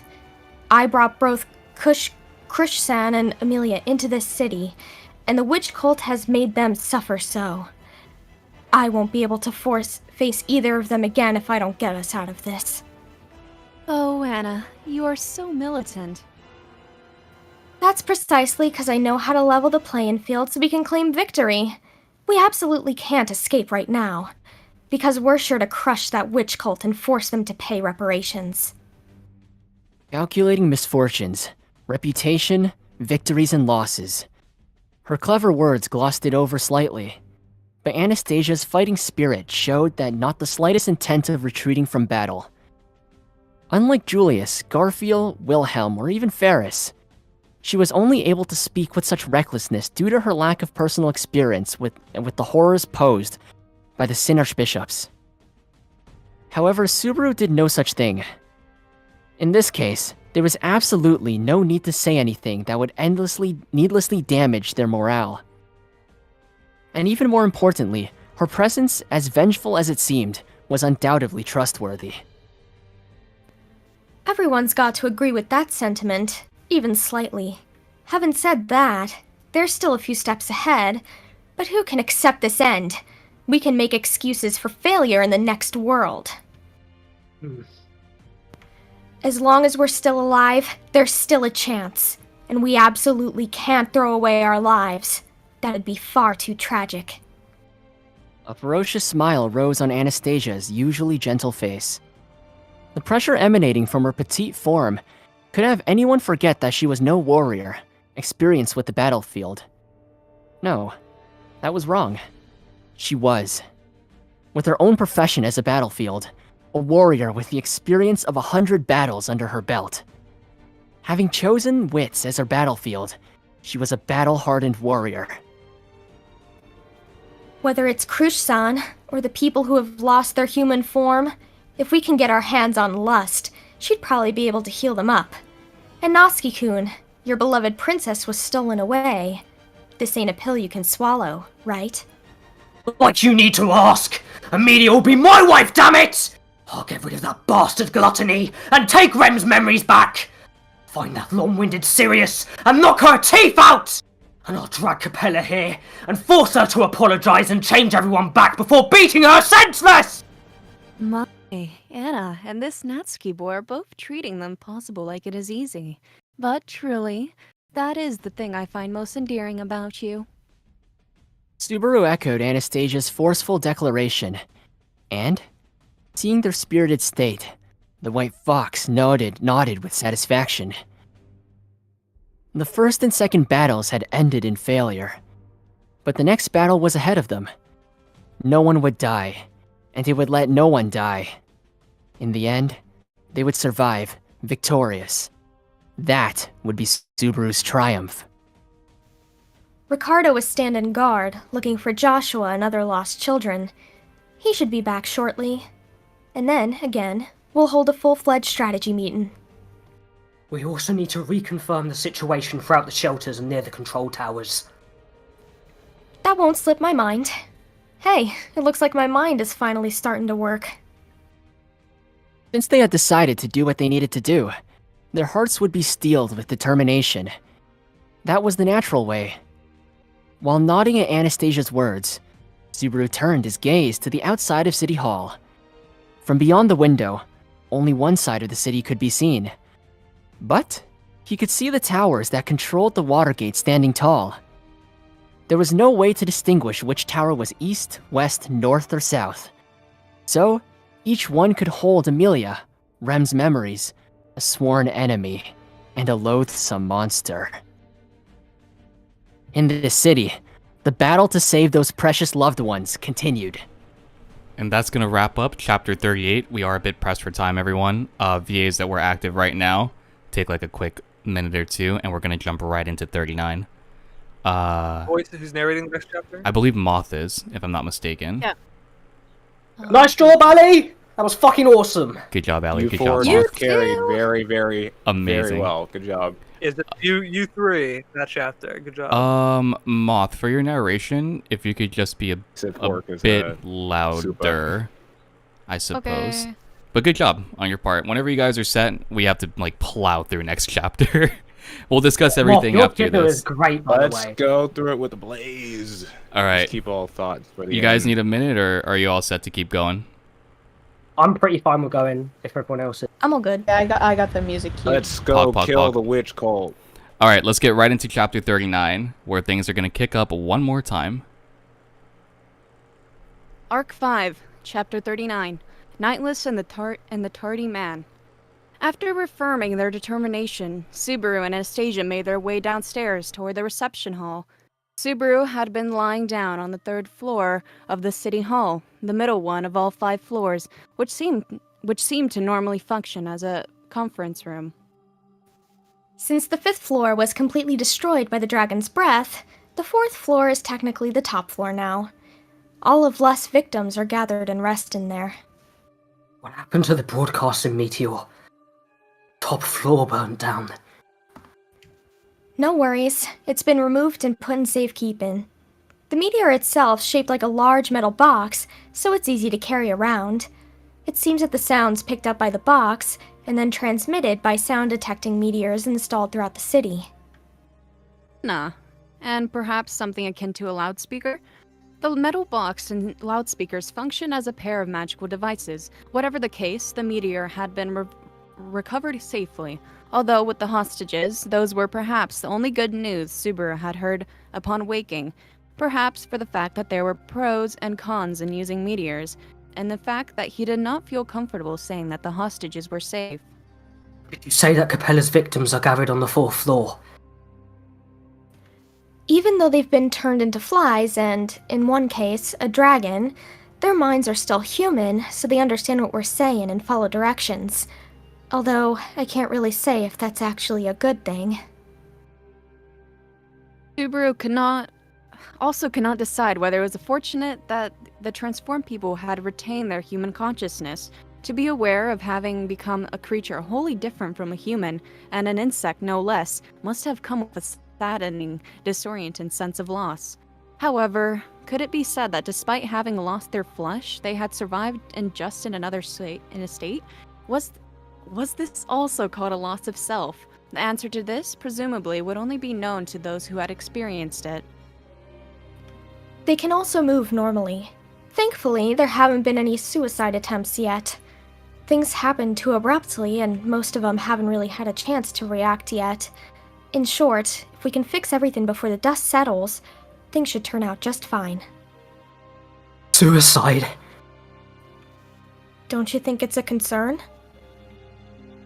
That was a question Subaru could not afford to answer rashly. However, this question also meant that compared to Subaru, Anastasia seemed to be taking this twisted situation calmly. As long as there's life, there's hope. But without a will to live, that hope's gonna be destroyed. Just having a breathing body ain't enough. It's the will to live that we can't afford to lose. Although he could not see Anastasia's face, facing toward and away from him, he heard the conviction in her voice. However, Subaru wholeheartedly agreed to her perseverance in regard to life and death. Living was necessary, and as long as there was life, there was a chance to resist, to that end. Anastasia-sama. As Subaru and Anastasia made their way downstairs, the first to notice their reappearance was Julius, who called the name of his master. Originally, Subaru had given the 1st floor's reception hall a passing glance. Even so, upon sight, the lobby was so deeply engraved with the traces of a valiant struggle that it was obvious that what had passed. Overturned tables and chairs, walls scored with sword slashes and scorched with magic, splatters of blood that had been hurriedly wiped away, but they were nonetheless present there in hair. Although Julius had been so regretful of Gluttony's escape, he had not evidently wavered for a second during their battle. How was your discussion with Subaru? It was a little bit lengthy, but it came to a smooth conclusion. Just like us, Natsuki-kun was very determined to not remain defeated, and so... Anastasia nodded in response to Julius's inquiry. After a brief moment of lightheartedness, she cast her gaze in the other direction. Opposite the stairs Subaru had just ascended, Ricardo's burly form had appeared in front of the lobby's entrance. He recalled that Anastasia had mentioned that Ricardo was outside, looking for survivors. Ricardo, welcome back. How's the situation outside? Does this look like a happy face, miss? It's pretty bad, and worsening with time. Those freaks are experienced in making trouble. Ricardo frowned with an annoying sigh at the end of his inspection. While rubbing his dog head, he gave a series of instructions to various members of the Iron Fang.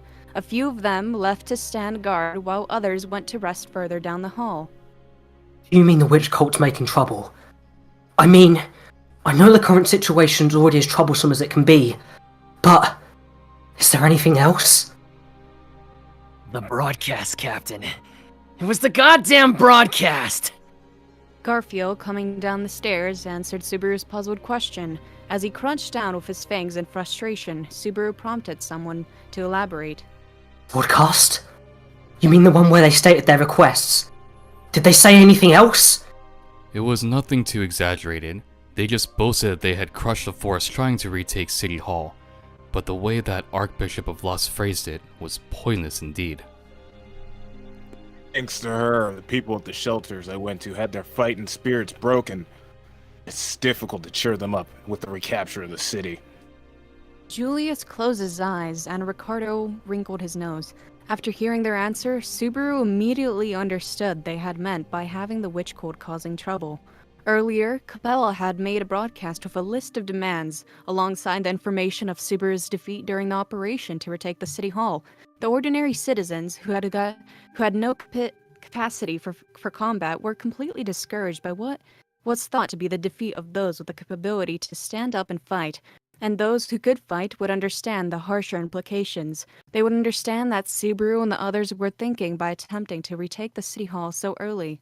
They would realize that powerful force was needed to achieve that, but the raid operation had failed, despite having said powerful force. In other words, Capella's broadcast was an attempt to defang those inside the shelters, stopping them from mounting resistance, regardless of their combat ability. Thanks to the records in City Hall, I found locations of all the shelters in the city, and I visited them the nearby ones, one by one. But you can guess how that went. Ricardo reaffirmed Subaru's fears. The problem resided in the hearts of the people. Rather than being a failure to motivate them on Ricardo's part, the blame would only be placed on the witch cult. People who had bad personalities to the point of being impressive. Without determination, we won't have courage. The next fight will be dangerous indeed. In contrast to Subaru's fury, Anastasia was quietly contemplative. Drawing her hand to her chin, hearing her soft voice, Subaru raised his head and she stated with a... Isn't that right? Even if we fight, we have no chance of winning. By putting this thought into everyone's mind encourages them to give up without a fight. What do you think will happen next? Give up to despair and become depressed. Is that the answer you want from me? If they just want to hug their knees and cry, that'd be almost childishly endearing, don't you think? But that won't be the case. If you lose the option to fight, but the will to live doesn't vanish, what's left? So, you're saying that? Subaru understood the essence of what Anastasia wished to convey. Horror struck him. However, the notion that the witch cult had deliberately attempted to create this situation meant that an unspeakable amount of disgust accompanied his realization. As if to encourage the tremor growing within Subaru, Anastasia clapped her hands together and continued. The answer to their salvation has already been given, in the form of requests, no less. The most reasonable course of action in such a desperate situation is, of course, accepting those requests. So, the owner of the Book of Wisdom and the contractors of the artificial spirits won't be safe, will they? And even the couples who love each other would become sacrifices. But not every... dreams, right? Certainly not. There are some who would refuse to trade their survival for the lives of others. Those that instead seek a way to flee the city. No matter what, there'll be plenty of panic, and we won't be able to get anything done in the confusion. Once the contagion of panic spread, with a simple misstep, the already precautious balance would collapse entirely. It hurt to imagine the city in that state, where the witch cult had taken full control through fear. Each of them had been given the ultimate power to destroy everything. A literal dictatorial switch, able to cast everything into the water. Before that happens, Could we somehow visit everyone and motivate them? That's not very realistic, is it?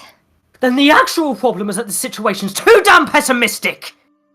Panic was a natural consequence of the anxiety in everyone's hearts. The only way to fight this inevitable panic was to provide hope.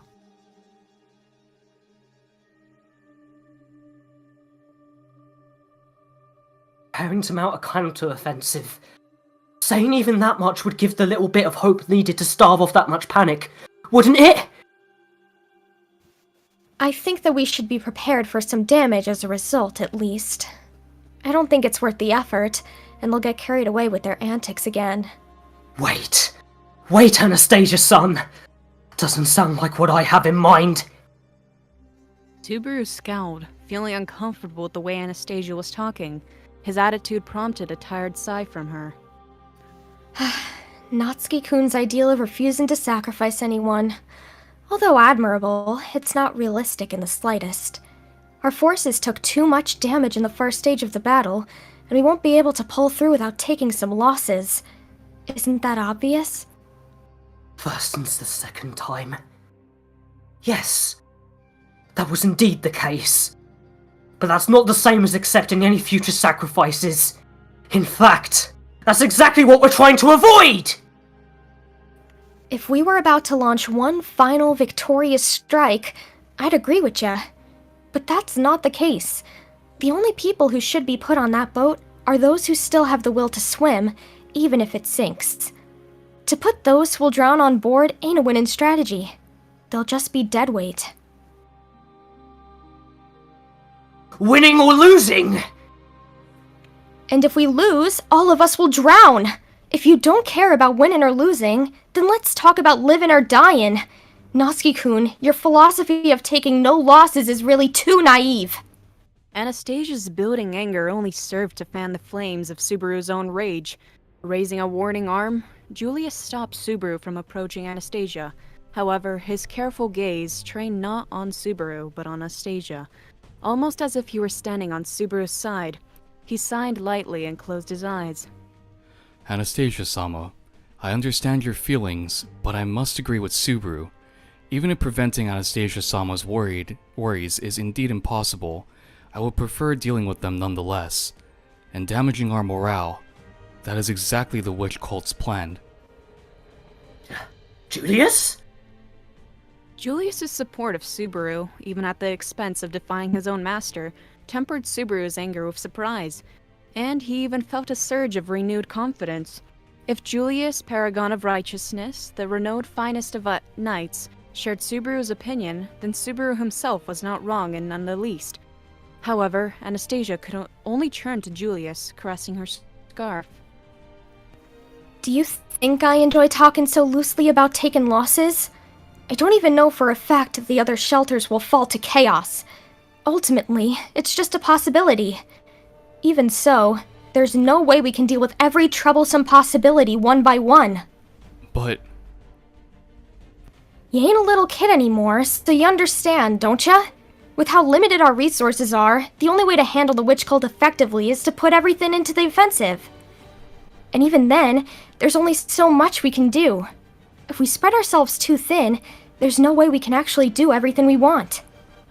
Anastasia's words might have sounded cold and relentless to Julius, who bit into his lip resentfully, like a scolded child. At the same time, those words also addressed Subaru's own reckless idea.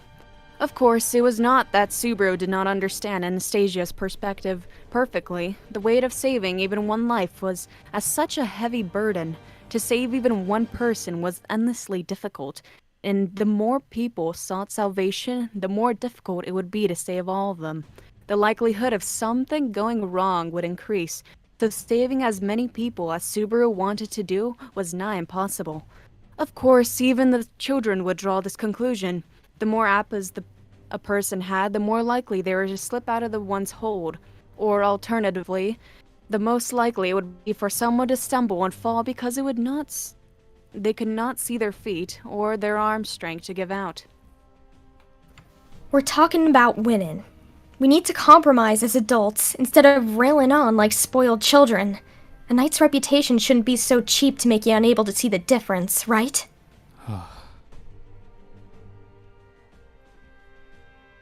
Julius closed his eyes after clearing Anastasia's statement. As he lowered his head, Subaru could see that his fists were clenched behind his back. It was clear that Julius was unwilling to object further.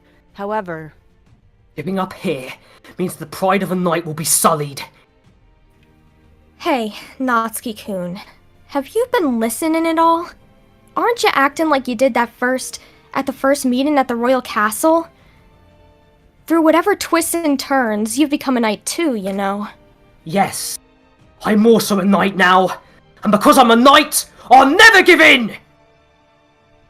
as you held, the more likely they were to topple on the floor. But Subaru and Julius were knights, and rather than holding appas, they were holding something far more precious. Rather than holding fruits that could be dropped without consequence, in their hands were human lives. Lives which screamed and sobbed and were cared for. This is something that's mattered to me from the very beginning. I still act at the mercy of that ideal. The morals of this world have not affected me that much yet! You're saying something mysterious again. But the fact of the matter is, during the battle against the White Whale and the battle with the witch cult afterward, people died. For sure, there were casualties in those fights. Natsuki-kun, did you say anything like this regarding those fights too? Treat me as a fool, Anastasia. Deaths were tragic. Those people were prepared to die in battle, even if they did not want to die. They understood what they were doing. There's a big difference between those who were prepared and innocent civilians who are not! He understood that this notion was unreasonable, and that it might be completely illogical. However, this was what Subaru believed. That awareness was what mattered to him in a situation of life and death. The people of this city should not be forced to prepare themselves for death. It is up to them to regard this place as a battlefield. There was never any obligation for them to take up a soldier's awareness. Leaving them behind is wrong! Even if it's wrong, people will be attacked even if they're unprepared. And when that happens, won't those people have to be prepared? No. It's only logical that those who have prepared themselves for battle will be met by others likewise prepared for battle. That's what knights are for! It's their duty to protect those who aren't prepared to protect themselves! That's the kind of knight I idealize! The dashing knight I pretended to be in front of those defenseless village kids! Having accepted the allocates of a knight, Subaru found himself able to live his dream. It was only natural that he would think in this grand way. The village children looked at him with admiration shining in their eyes whenever Subaru said something valiant and dashing. And so, Subaru wanted to do his best for him. Of course, it helped that Amelia, when she listened, would look at him with those same bright, shining eyes. Amelia's a knight. I want to fight for Amelia. But that doesn't mean that no one but Amelia matters. Anastasia, son, as your knight, Julius fights above all, for you. But he doesn't want to stop there. He's not satisfied with just that. That's the nature of a knight. They stop at nothing to look dashing and valiant. Julius especially. He could be on the verge of death, and still we put it on that cool act of his. Because this bastard is the finest of knights. In other words, he wants to look way cooler than anyone else. As Anastasia was stunned and silent due to his words, Subaru gestured towards Julius with his thumb, who promptly fell into an embarrassed, awkward silence. A speechless Anastasia and a stunned Julius were so rarely seen that Subaru could not help but grin happily, even though it was not their time nor the place. Defeating the bad guys is a simple enough goal. But deciding to live with the guilt of making sacrifices is ridiculous. Everyone must be saved. Every villain must be defeated. Even if you don't succeed. Have to set out with that idea, right? Choosing the option to accept sacrifices from the start was not the same as failing to stop said sacrifices as a result. Of course, it would be easy to interpret that it was a selfish sense of self-satisfaction, but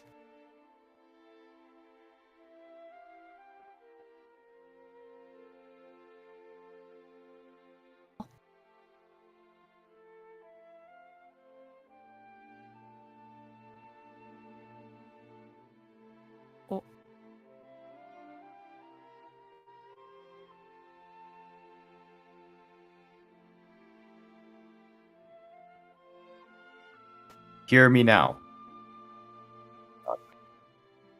Look at me, or to live for your own satisfaction is the most human way to live. I completely agree with you, bro. Huh?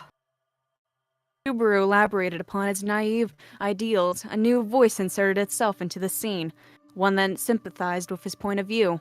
Everyone was surprised to hear that voice and turned their faces to the entrance of the city hall. Having caught everyone's attention, the man there looked back and forth, seemingly unhappy.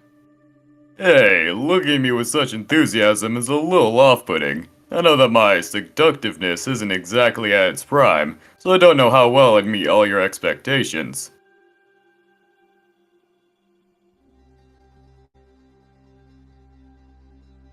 It was Al, one of Subaru's acquaintances, who had disappeared after he had left the hotel this morning.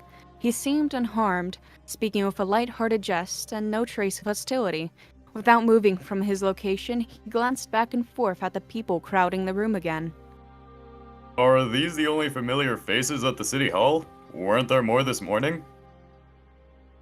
Upstairs with Cruson. Why are you here? Well, when the commotion started, I decided to turn ass and find a place to hide for a bit.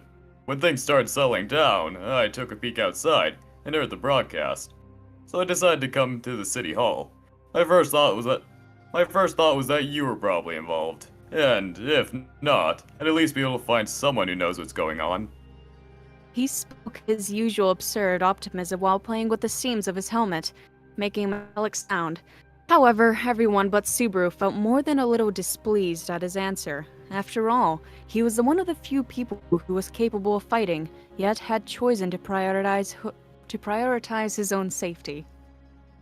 Come on, don't look at me like that. I'm sorry I couldn't be there, but it's just that the stars didn't align properly. Besides, I don't think the results will have changed based on my presence alone.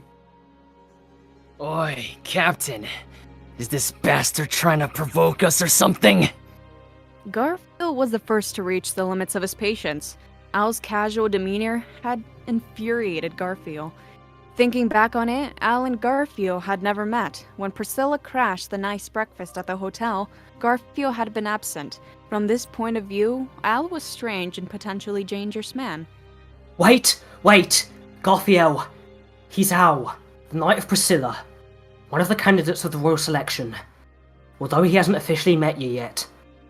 I didn't tell you, but all 5 candidates are in the city right now. Technically, I'm just the princess's subordinate, and not actually a knight, bro. I don't expect much of myself to be able to call myself a knight.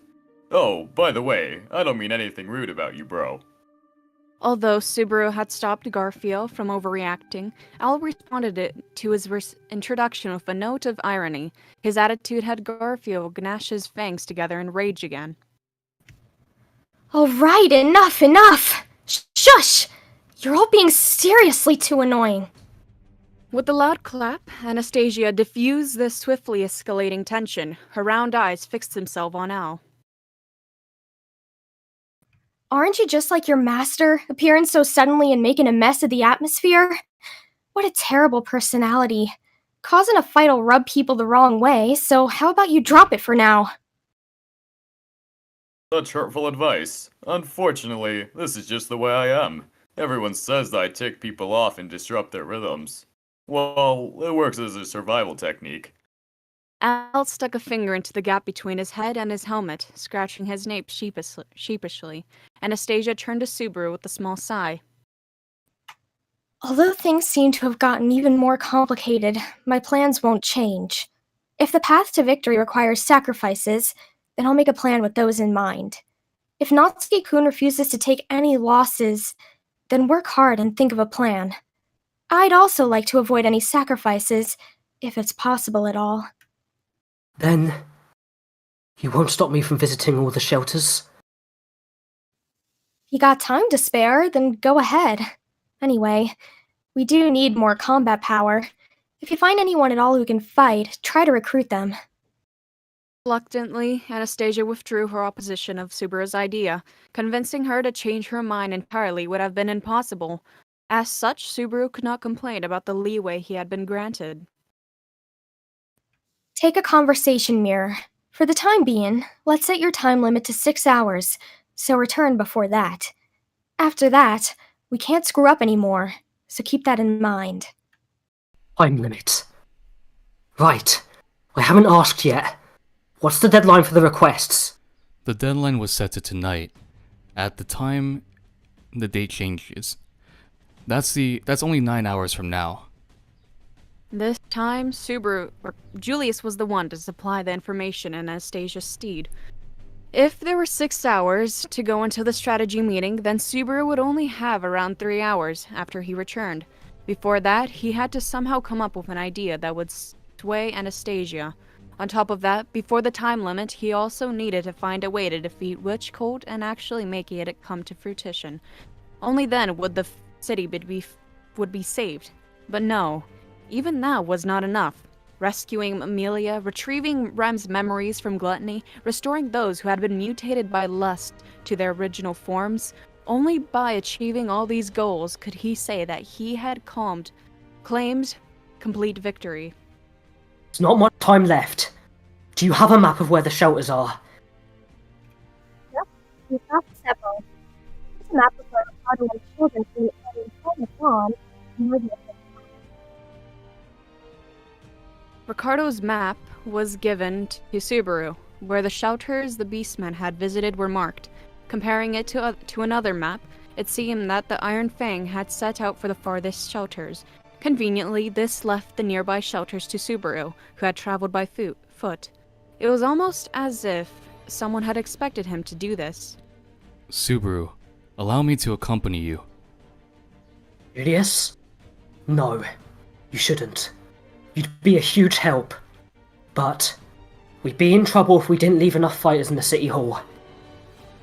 Julius offered himself as an escort, but Subaru refused the proposal, citing lack of strength was the reason.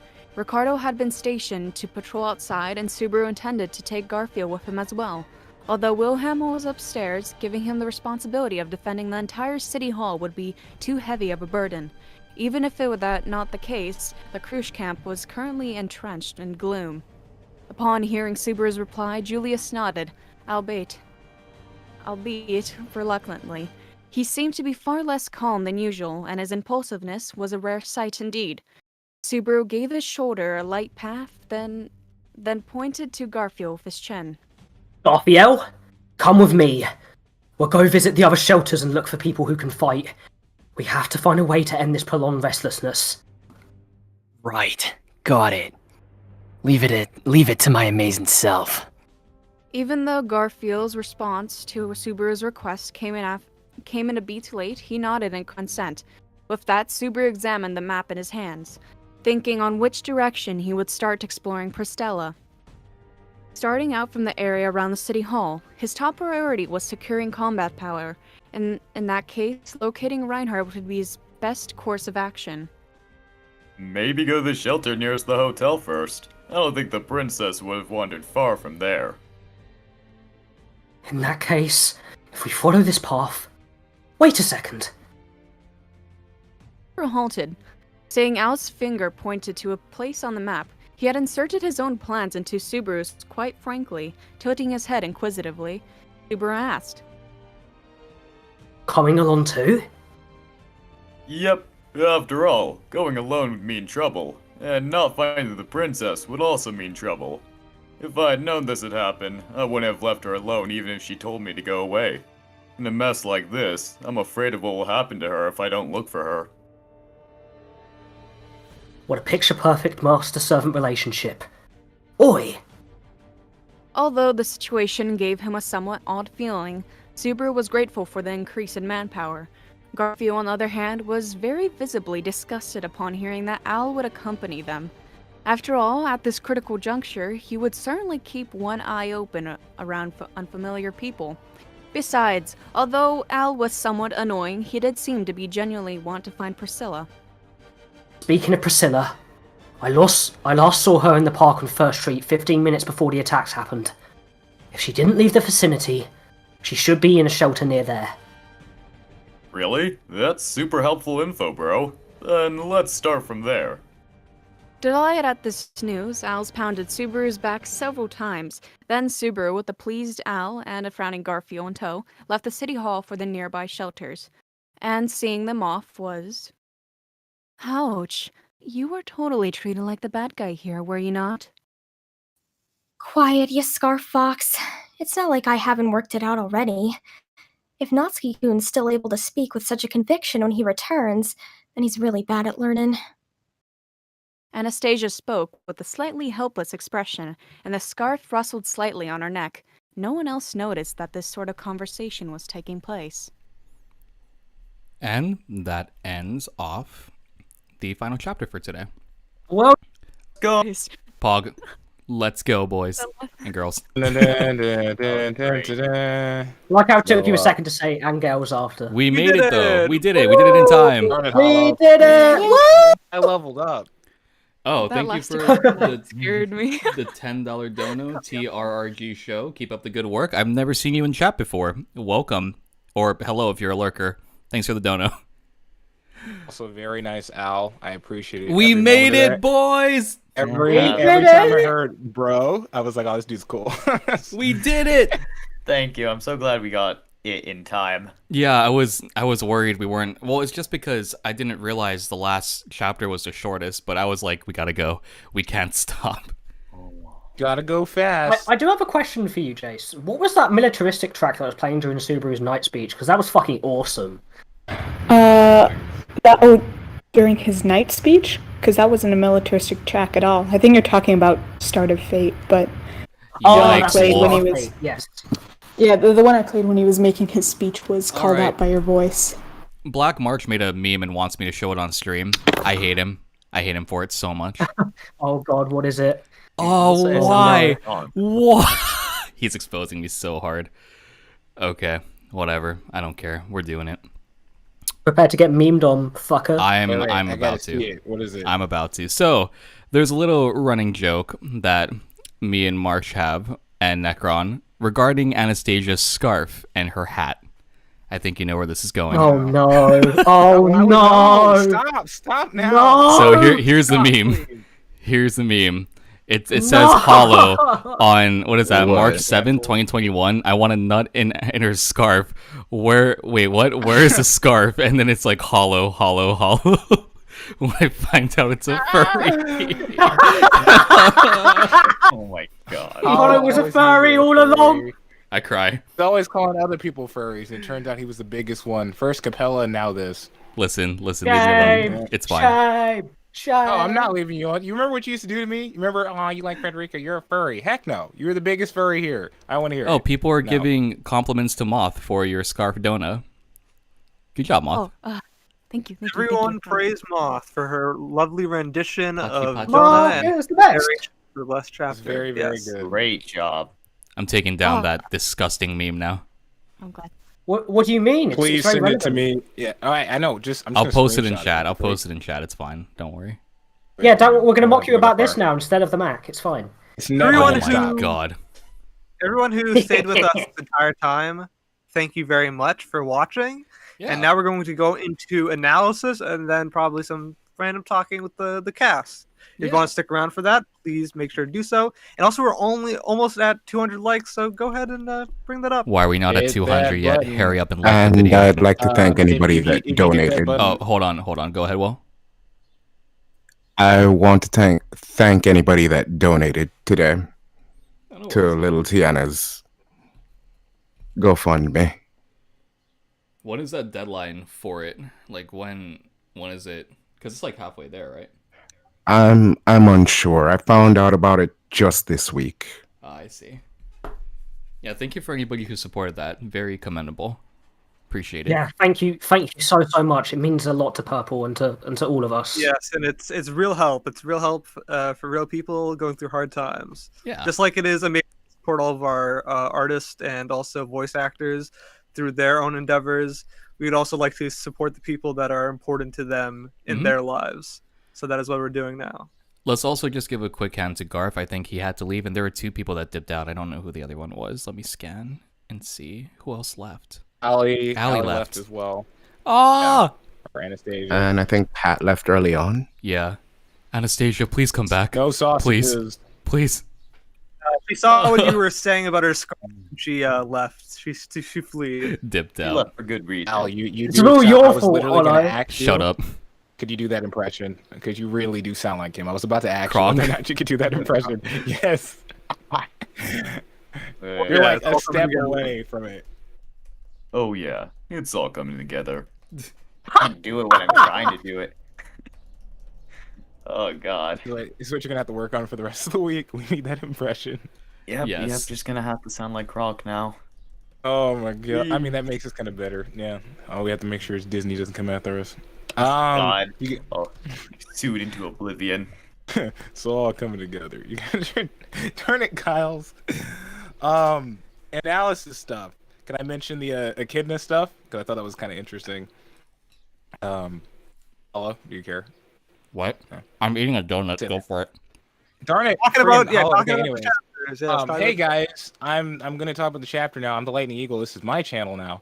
When we got to Echidna, I thought it was quite interesting that, as Hollow pointed out before, our character who possibly has the most greed has a type of Echidna with her. As we can tell right now, this is not the same Echidna. This is an artificial spirit, but a lot of her habits, except malice-wise, seems kind of the same. She breaks down situations very fast. She put together the fact like, oh, well, you're obviously talking about the person who gave me my birth, like in a matter of seconds. Like, it didn't take long. Like, it, obviously, he kind of was, she stated and he stated, it was a little implied, but regardless of that, this is completely and 100%,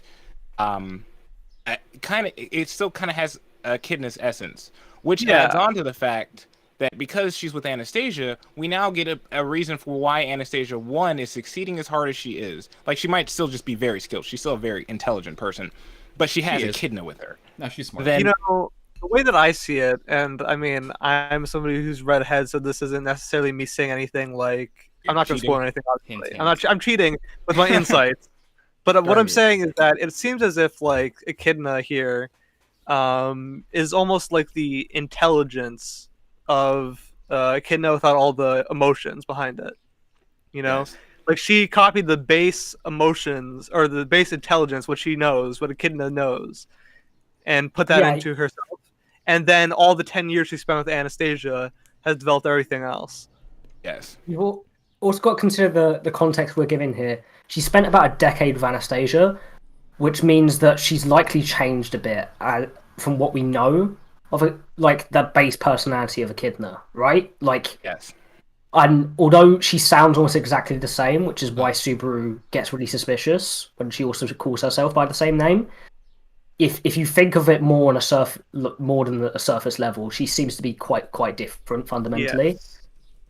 I think I was more. I think my focus was more on the fact and how it might have affected Anastasia, just so the fact that we see having somebody around you like that who is as intelligent as this scarf would be, obviously has shaped her business decisions. When we see her kind of like work around Subaru in season 1, like obviously this is years after her already having experience, but it's easy to see how somebody like that could gain so much like business knowledge, financial knowledge, like every mistake Anastasia would probably make in her earlier years would quickly be corrected, as it seems in a very nice way. Again, as you Good said, this insight. Echidna seems Good nice. insight, yeah.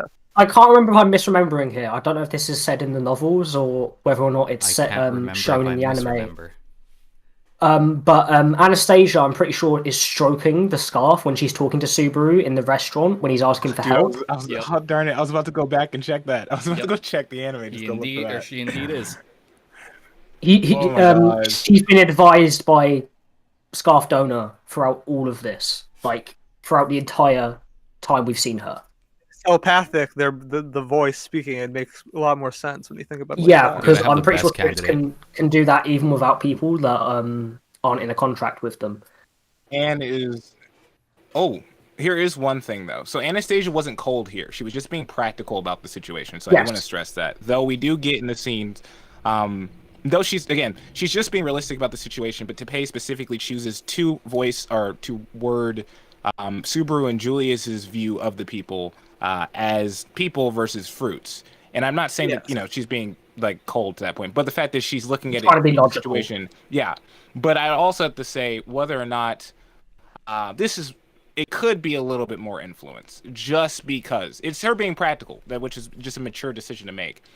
I just have to wonder how much of having a person like that around you all the time would affect you. It also points out, and you could take away from this, that she just isn't like associated with battle. So it's a lot easier for her to make the statement in a way than it would be for Subaru or Julius, who have seen these kind of things. I think, I'm gonna go really in depth here with this now. See, Anastasia's about 21, 22, I think. Dude, Pog. Currently, she's been with Oh, calm down.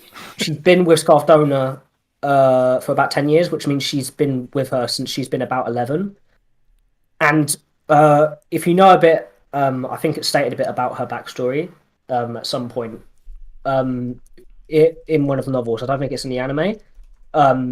But essentially, she comes from a very similar background to Felt. She comes from like a orphaned slum background, I believe. So she came from nothing and became something. And the way she views the world may have been quite altered as she was growing as a person by Echidona, because she was with her during her formative years, if that makes sense. Yes. Back to, so it's kind of different for Julius and Subaru as to why they feel that way, in my opinion. Whereas Julius actually wants to be the archetypical greatest knight. We've seen before when Subaru talks to Julius that he doesn't really care that much about being what a knight is supposed to be. What Subaru is essentially saying here is that, like, only the title of being Amelia's knight matters to him, really, when it comes to being a knight. But when it comes to the ideal of saving everyone and not sacrificing anyone, that's something that he holds on to, no matter what. And it's a coping mechanism. If you've noticed, with Subaru, he always tries to save everyone. And not because, like, it's not just because he's a moral person that thinks of others. It's a coping mechanism of return by death. He thinks it's his way of trying to relieve the guilt. Purpose. Yeah, it's trying to give him a purpose. Yeah. Wait, hold up. When people suffer through severe trauma, as such, like, Subaru must feel extreme survivor's guilt that no one else can understand because no one's seen those events.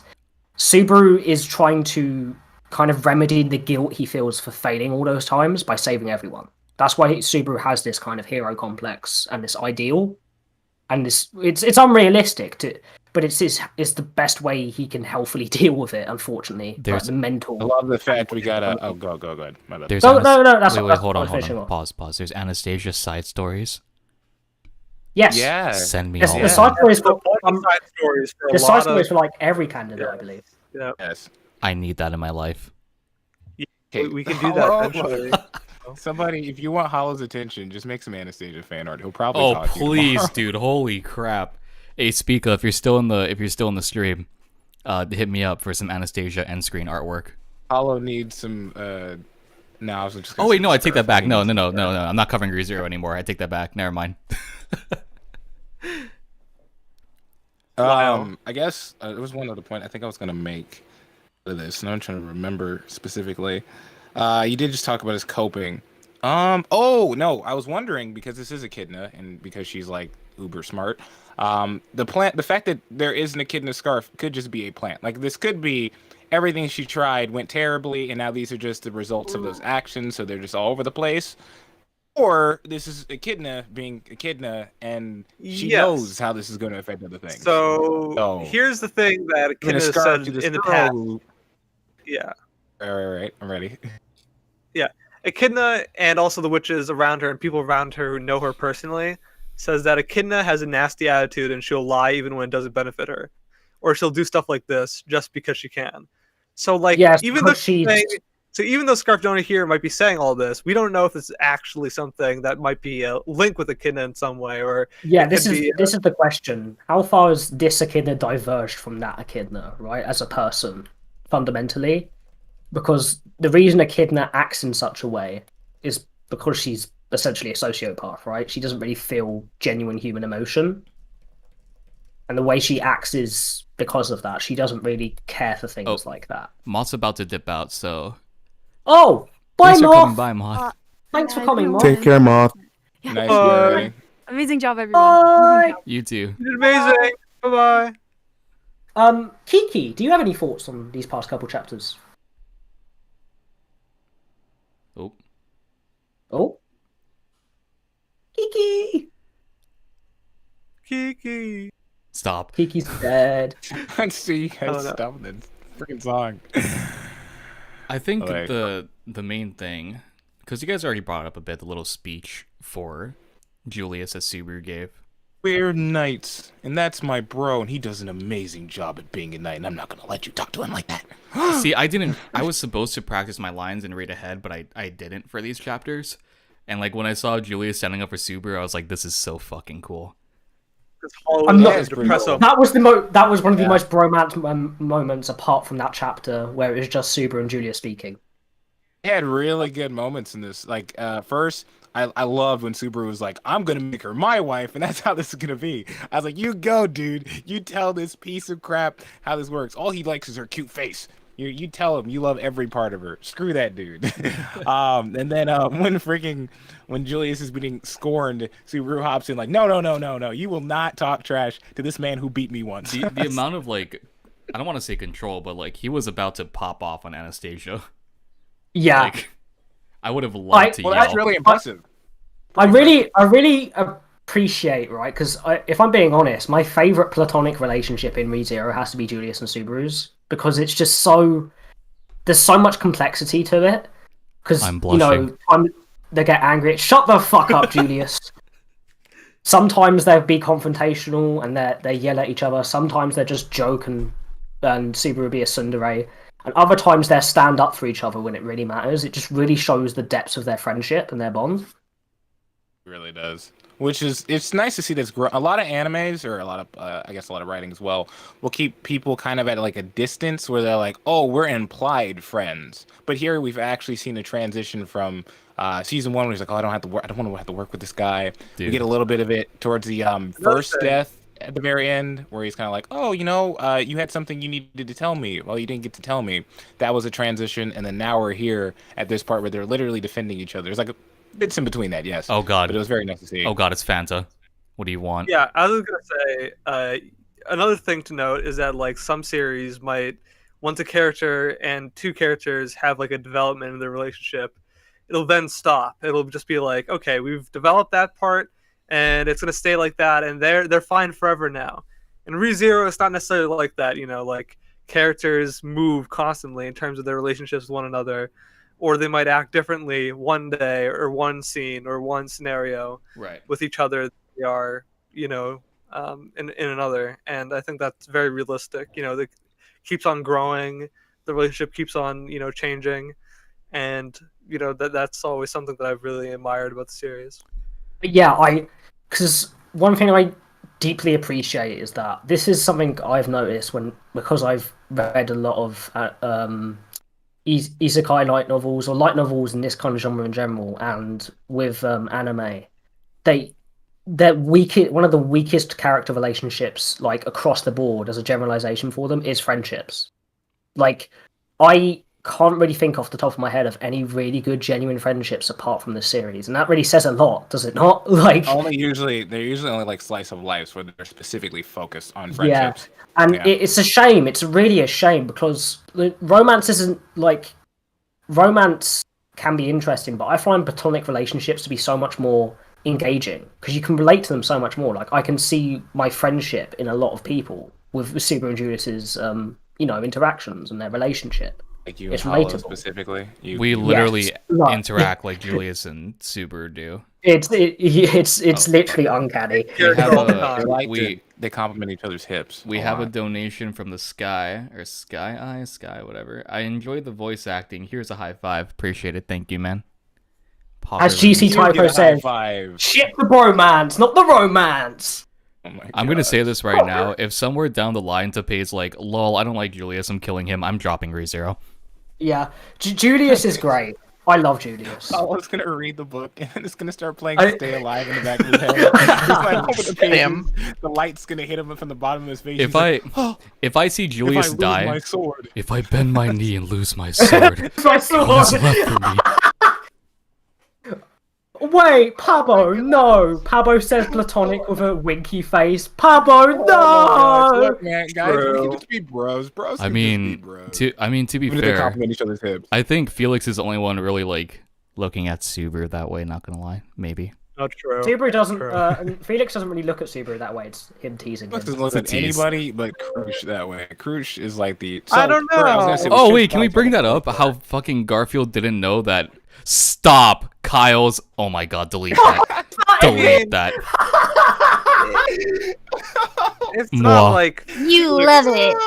it's not like Felix cares about people. Guys, saying welcome that. Kyle. Like, for the most part, Felix and what people see him as, it's always just like it doesn't matter to him all that much, anyways.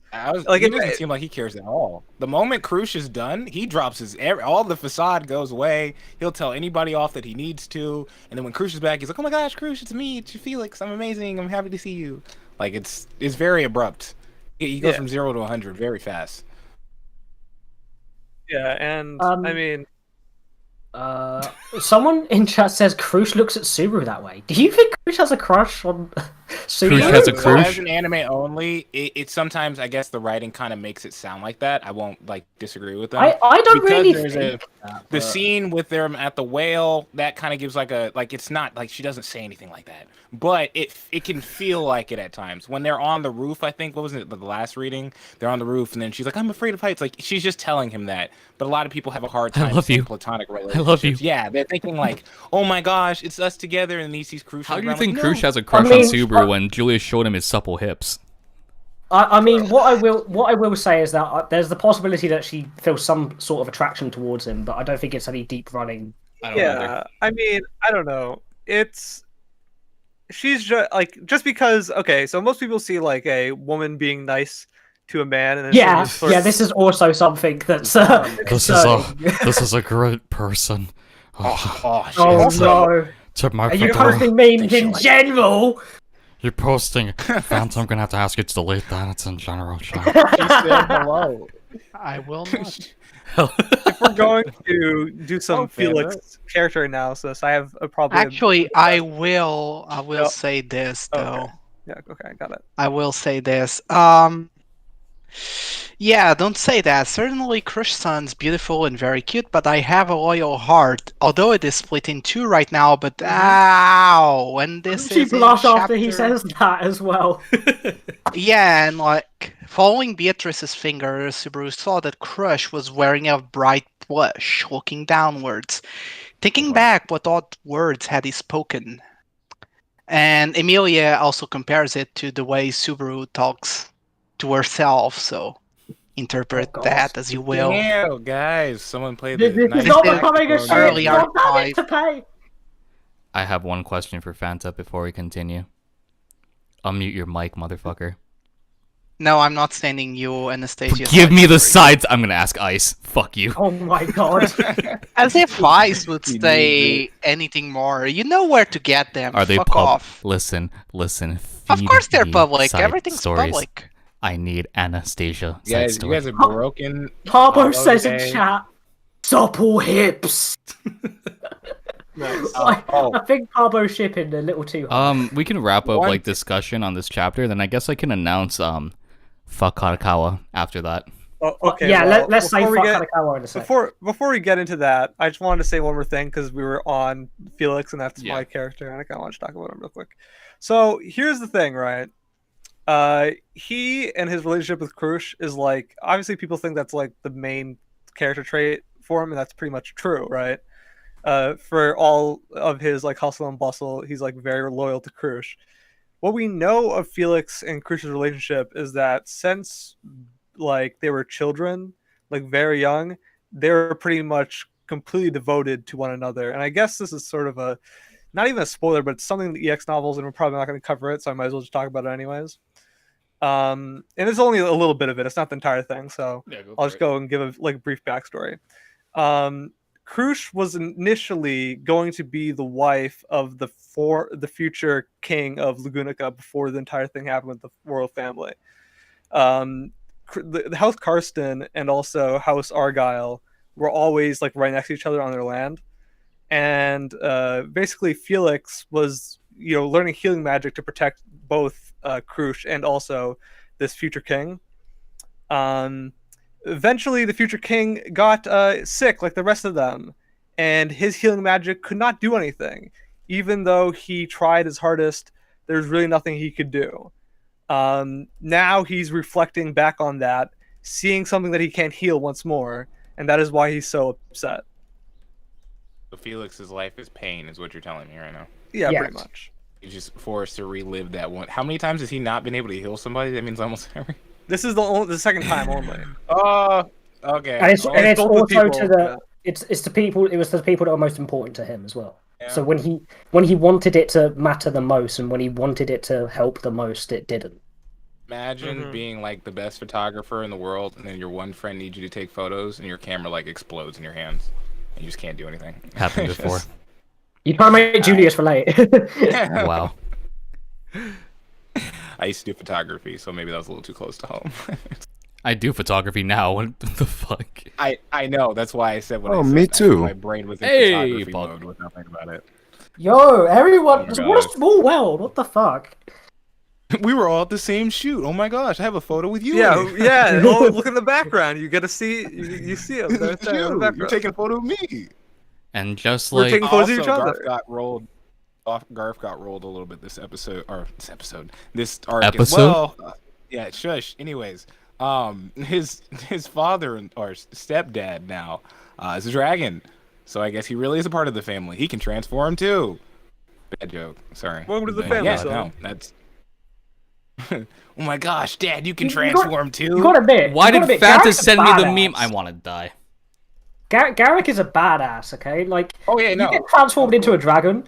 What do you, motherfucker? I'm about to melt this bitch Capella into nothing. Hold I'm up. sorry. When we He were gets attacked by Krush and Subaru, and he's like, "No, I'm gonna save him. When- I'm flying like a helicopter, bitch." in the chapter where it's revealed that Subaru has like blood or like black shit oozing from his leg. Since I watched Sea Tactics play Resident Evil 8 for 3 hours yesterday, I was just thinking, oh, just pour Dasani on it. Just pour water on it. You're Oh fine. my god. Peroxide. Mold.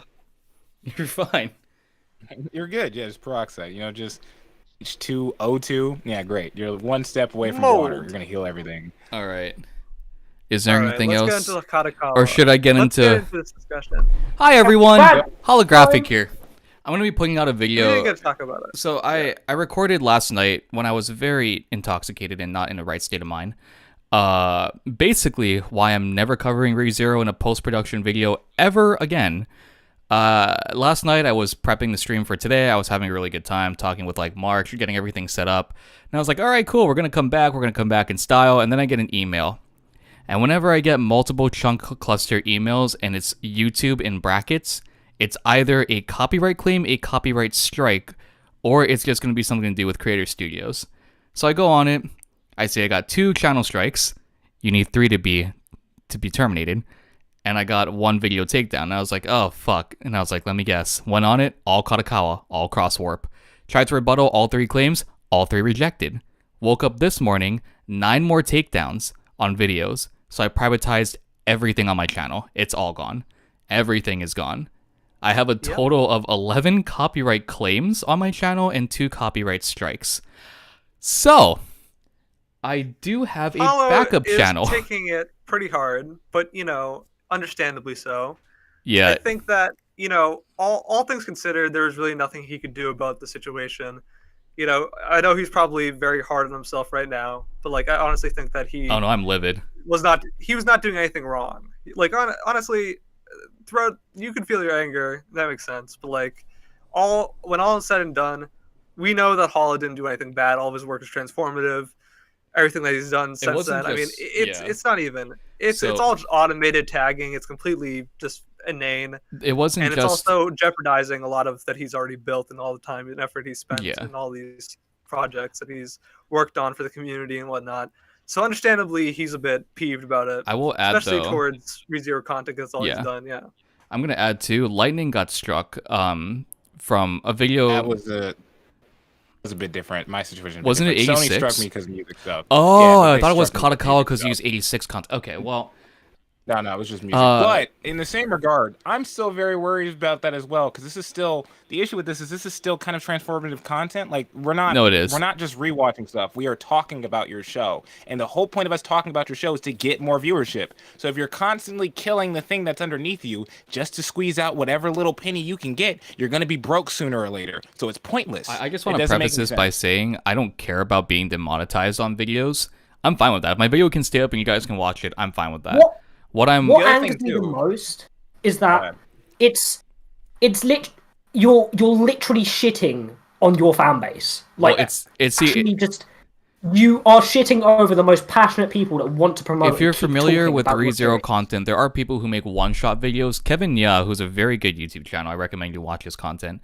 He put out a video talking about like a character study for ReZero Season 2. Super long-winded, very well-received video, over 100k views. It got struck and removed last night, and so did one of his Haruhi Suzumiya videos, so he also got 2 strikes. Ironically enough, even though KyoAni was the ones who animated the Melancholy of Haruhi Suzumiya, Kadokawa owns the rights to it. Because it's under... Kadokawa has the rights there, yeah. So as the other part about this that's like really dumb is the fact that if you don't give your audience a way to make... So here's the thing, like the argument they're obviously going to make is, well, you're using our content. Okay, whatever. When we're coming to these kind of arguments, they are obviously paying people who are in a lot higher positions than all of us right now to do the exact same thing that Hollow is doing at the moment, to talk about their shows, to promote their shows, and to give it to an audience. If they really cared about the fact, like, they could literally just have a program to allow people to come in and make content. Currently, as a Genshin tuber or whatever, they have that. They literally have that for a game. No, I just think that's crazy. They have that for like 1,000 subs or whatever else, and you're allowed to make content, and they'll try to give it out to you. If these companies really want an audience, and they really want to stop kicking themselves in the shin, stabbing themselves in the shin, kicking's a little underhanded. Yeah. They need to make actual ways for people who just won't give them money immediately to actually give them a platform. Is just ridiculous. It's completely baffling. You can't just want people when they're at the peak. Like, if Hollow had 1 million subs right now, they'd be DMing him. Okay, wow, so you can talk about our content. Isn't it counterproductive to punish my fan base? If you mean removing my videos, I'm going to be completely honest. I'm not going to... Like, live streams are still going to continue. I'm still going to do these. I'm still going to do live streams. But I'm not going to put 7 to 8 hours of my time into a video that's going to potentially be struck and removed. What I can do is put it up on a separate platform where Kadokawa won't strike me. And whether that be just uploading it to a private network or putting it on Vimeo, I don't really care. I'm not trying to punish you guys. Just getting 3 consecutive strikes in 2021 alone, like 3 consecutive sets of 2 strikes, almost having your channel terminated 3 separate times in the last year, it doesn't make me want to talk about ReZero all that much. So I'm not trying to, no, I don't think he meant you. I think he meant Kadokawa, from Kadokawa's perspective. Oh, well, it's good to explain that side too, why I'm taking everything down. Yeah. GC Typo also says, don't forget that Kadokawa has been constantly going after Witchcult translation servers for years, despite not even having the rights to web novel. What? Yeah. That's a thing? Yes, that's a thing. Yeah. What? There is no one holds the rights to the web novel. I'm sorry.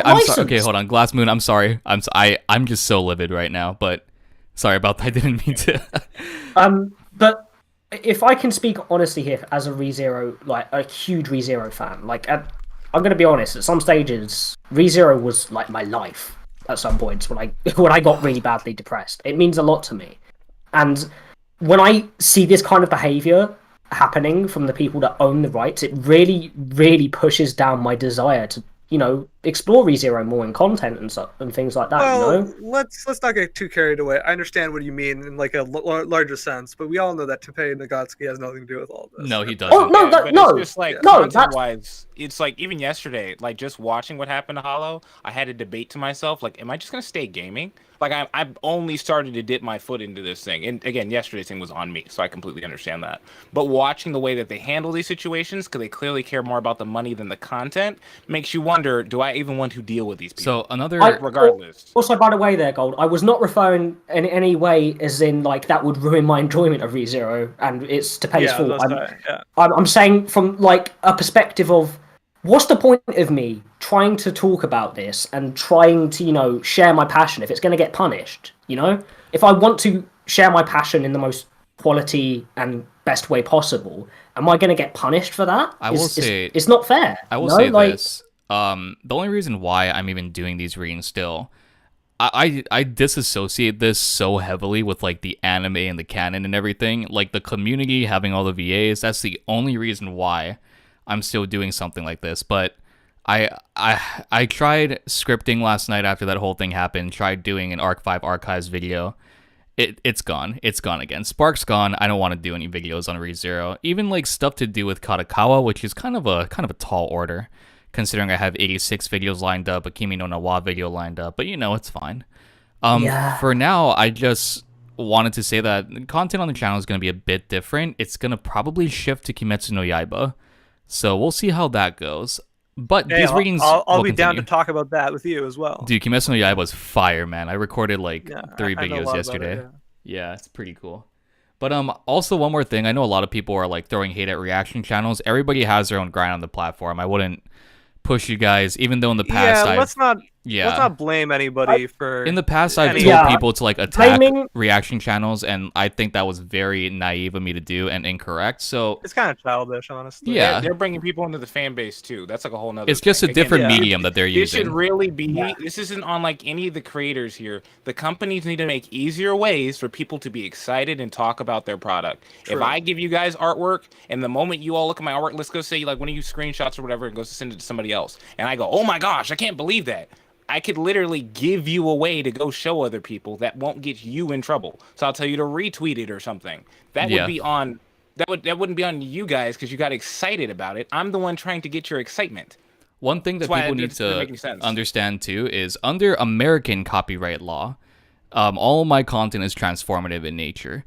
But under Japanese copyright law Japanese really narrow copyright it down. law, I've spent hours looking over. It's very sticky when you get into Japanese copyright law.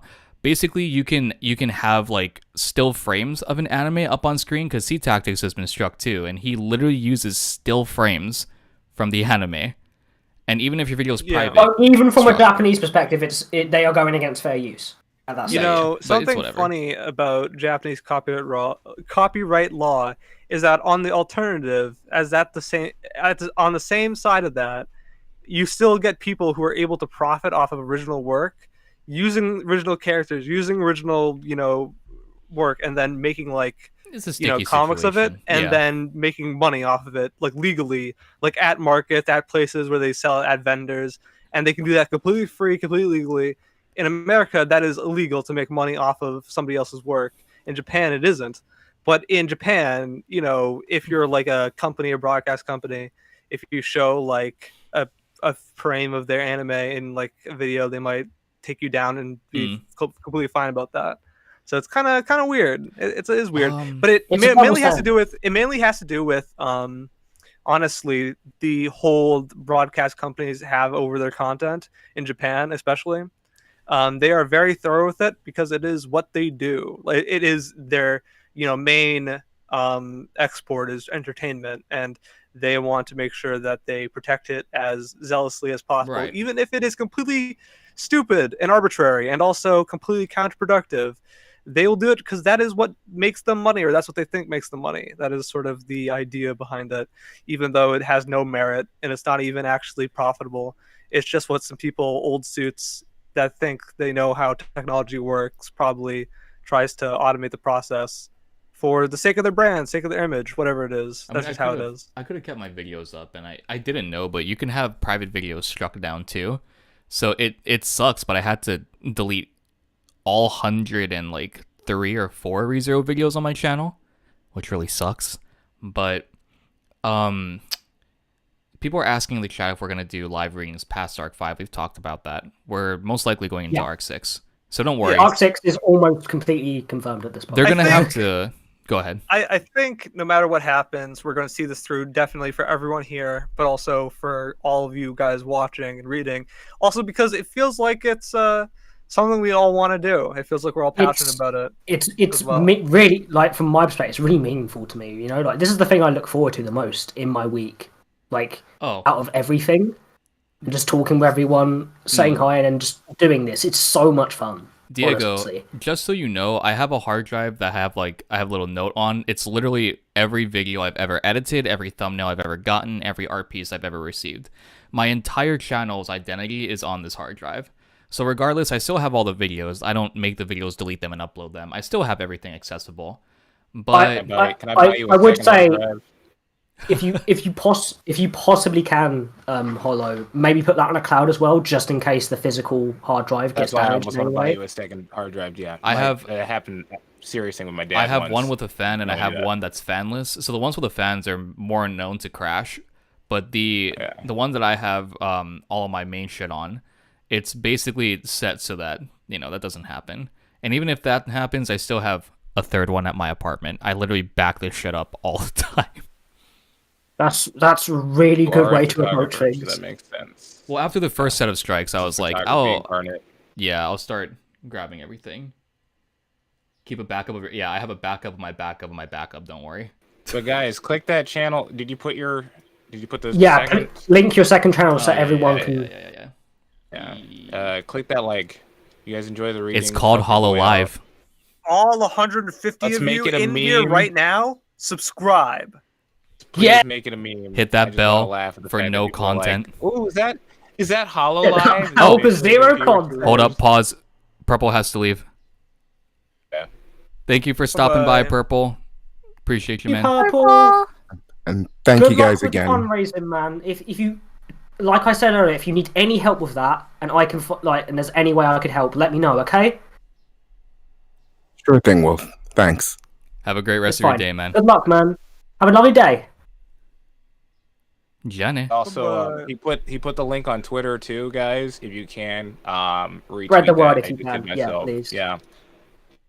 But yeah, I don't want to Very move to a thankful. secondary channel. Like, it's honestly a stab in the chest because 1 year is coming up in 2 You've months. worked so hard.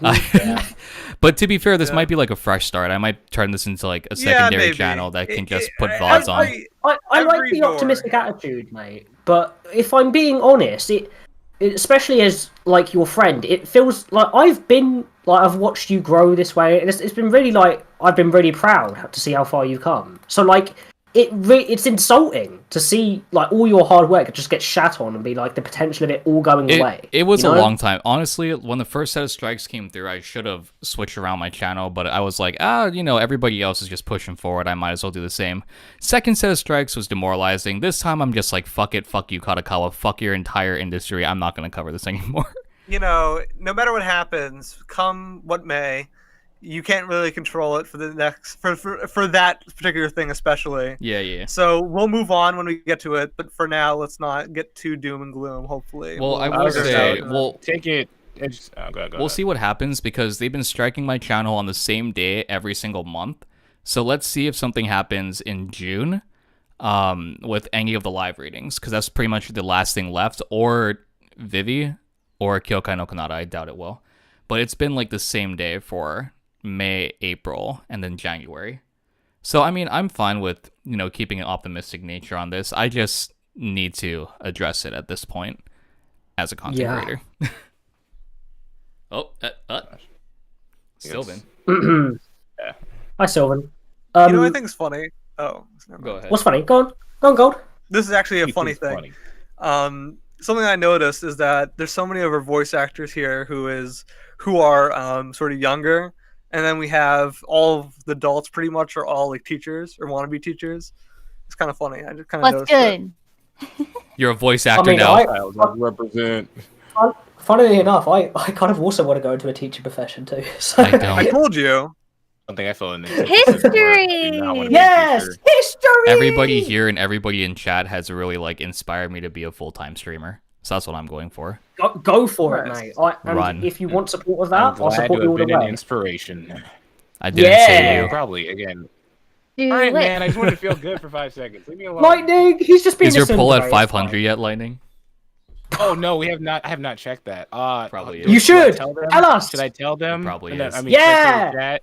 And I had a stream Amber. for Genshin, and I don't know why. I thought I just needed more subs, so I told myself, I was like, "Oh, cool! I'll give them a prize because I do this in my chat every now and again." And I had to buy a body pillow, depending on whatever character they wanted from Genshin Impact, depending if we got to a certain goal. But because there's 500 votes, Lightning. I decided to buy both. There's There are 538.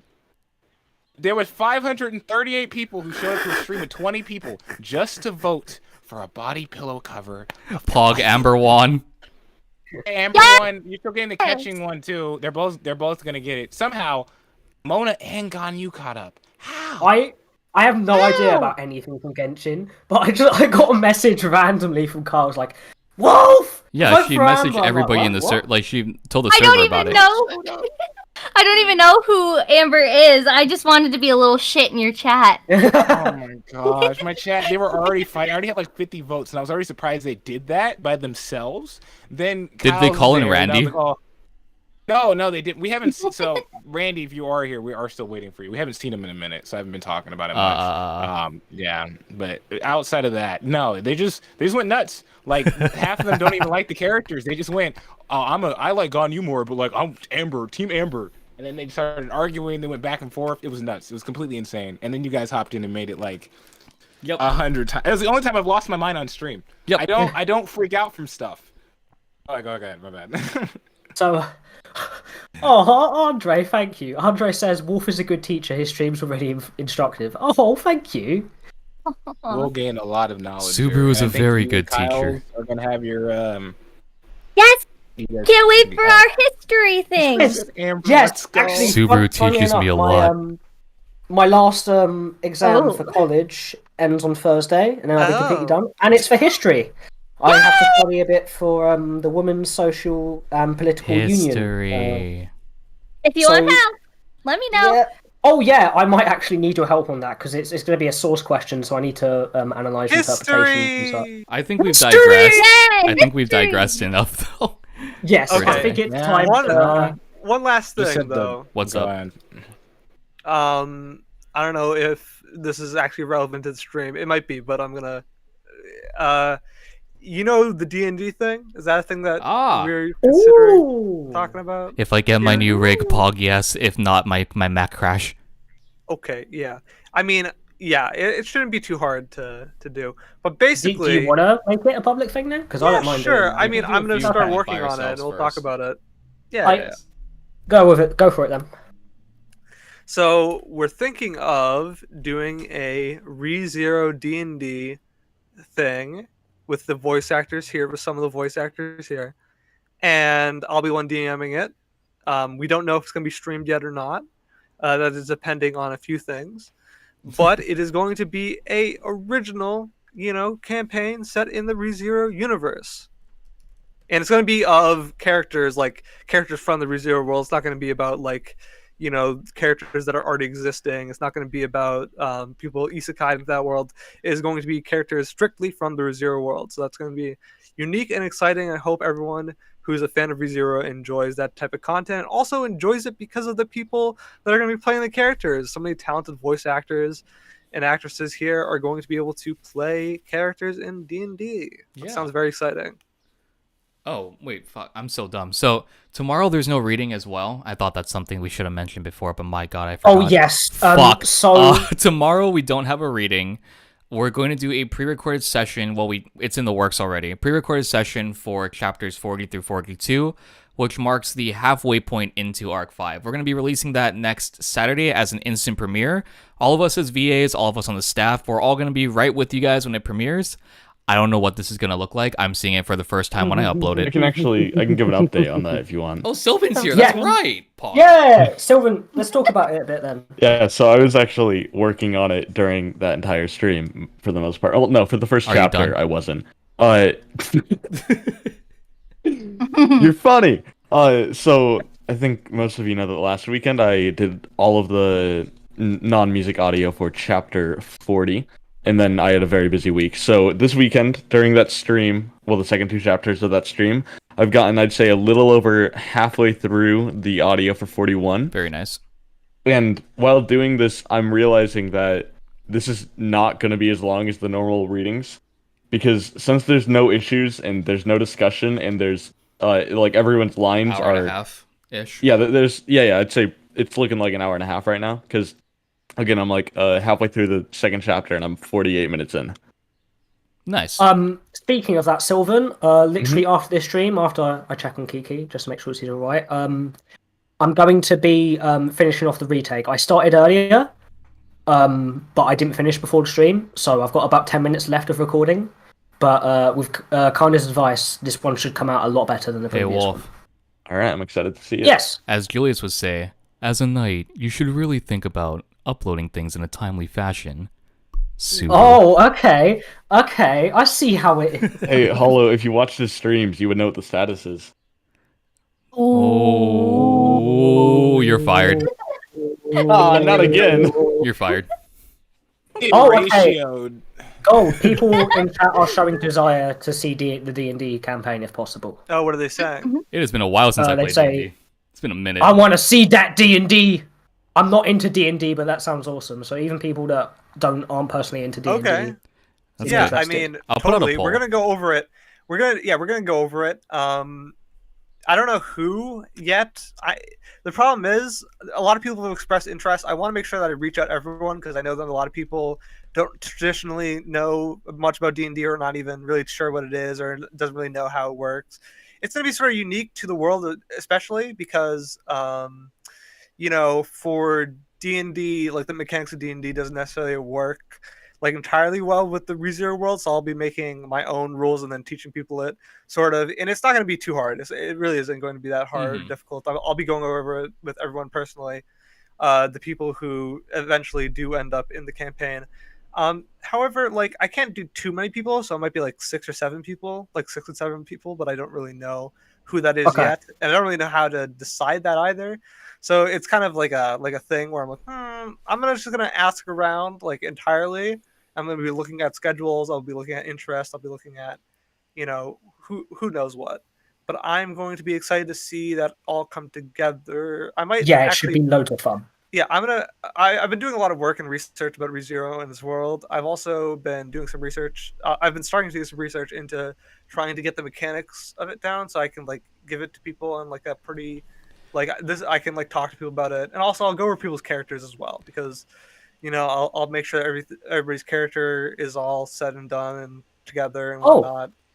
Perth asks in the server chat, and this is probably a good thing to say for people that don't know what D&D is essentially. So Dungeons and Dragons, this is actually necessarily Dungeons and Dragons, but basically it is a role-playing game where a one member of this group that is in the middle of role-playing plays the NPCs, reacts and manages storylines, manages the worlds. They are called the DM. It is the person who kind of guides you through the adventure. That is sort of going to be my role. And basically every other member gets to make a character, come up with a character to be in the world. There is usually mechanics involved with this. It is sort of an acting sort of thing. Like role play is sort of acting in a way. You embody a character.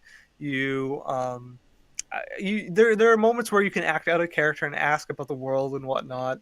There are certain stats and skills that your character starts to get as they level up. There's certain stats and skills that they get at base, and they have some objectives depending on their character's motivations, depending on the circumstances they're in, depending on the world they're in. We'll go over that, personally. Basically, it's sort of a creative endeavor between a bunch of people in a group and then one guide, a DM, and they kind of work together and collaborate. And it's all sort of improv. It's all sort of an improvisational, storytelling form. Nice. Is there anything else? It's sort of stigmatized a bit. Like it's kind of hard to really get like a full picture of what it is until you start seeing people play it. You'll probably see a lot of like live streamers do it recently, but it's important to have fun with the people that you're with, and it becomes a scheduled thing.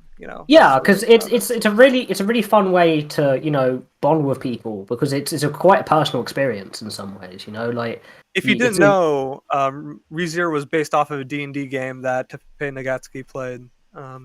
I did not know that. Yes, that's really interesting. The lore deepens. I know it's similar in that sense to Overlord because that was a similar. Yes, he said that he got a lot of his inspiration from playing a D&D game. Is there anything else we want to bring up before we end off this stream? Great job today, everyone. Nice. Yeah, amazing job, Again, everyone. support that second channel. Click the link, help Purple Please, out. please, if you can, Um, support Purple's student. Holy shit, whose peak was that? Oh my Yeah, god! what was that? Oh, lightning just fucking deafened me. Oh! Lightning just did his eagle screech into the mic. A New Dawn says, imagine rolling a 1 on was RBD it me? save point. Imagine rolling a critical fail on RBD checkpoint. This is gonna be fun though. But yeah, thank you guys for coming out today, for supporting Purple's, almost said friends, students GoFundMe account. Very memorable of you guys.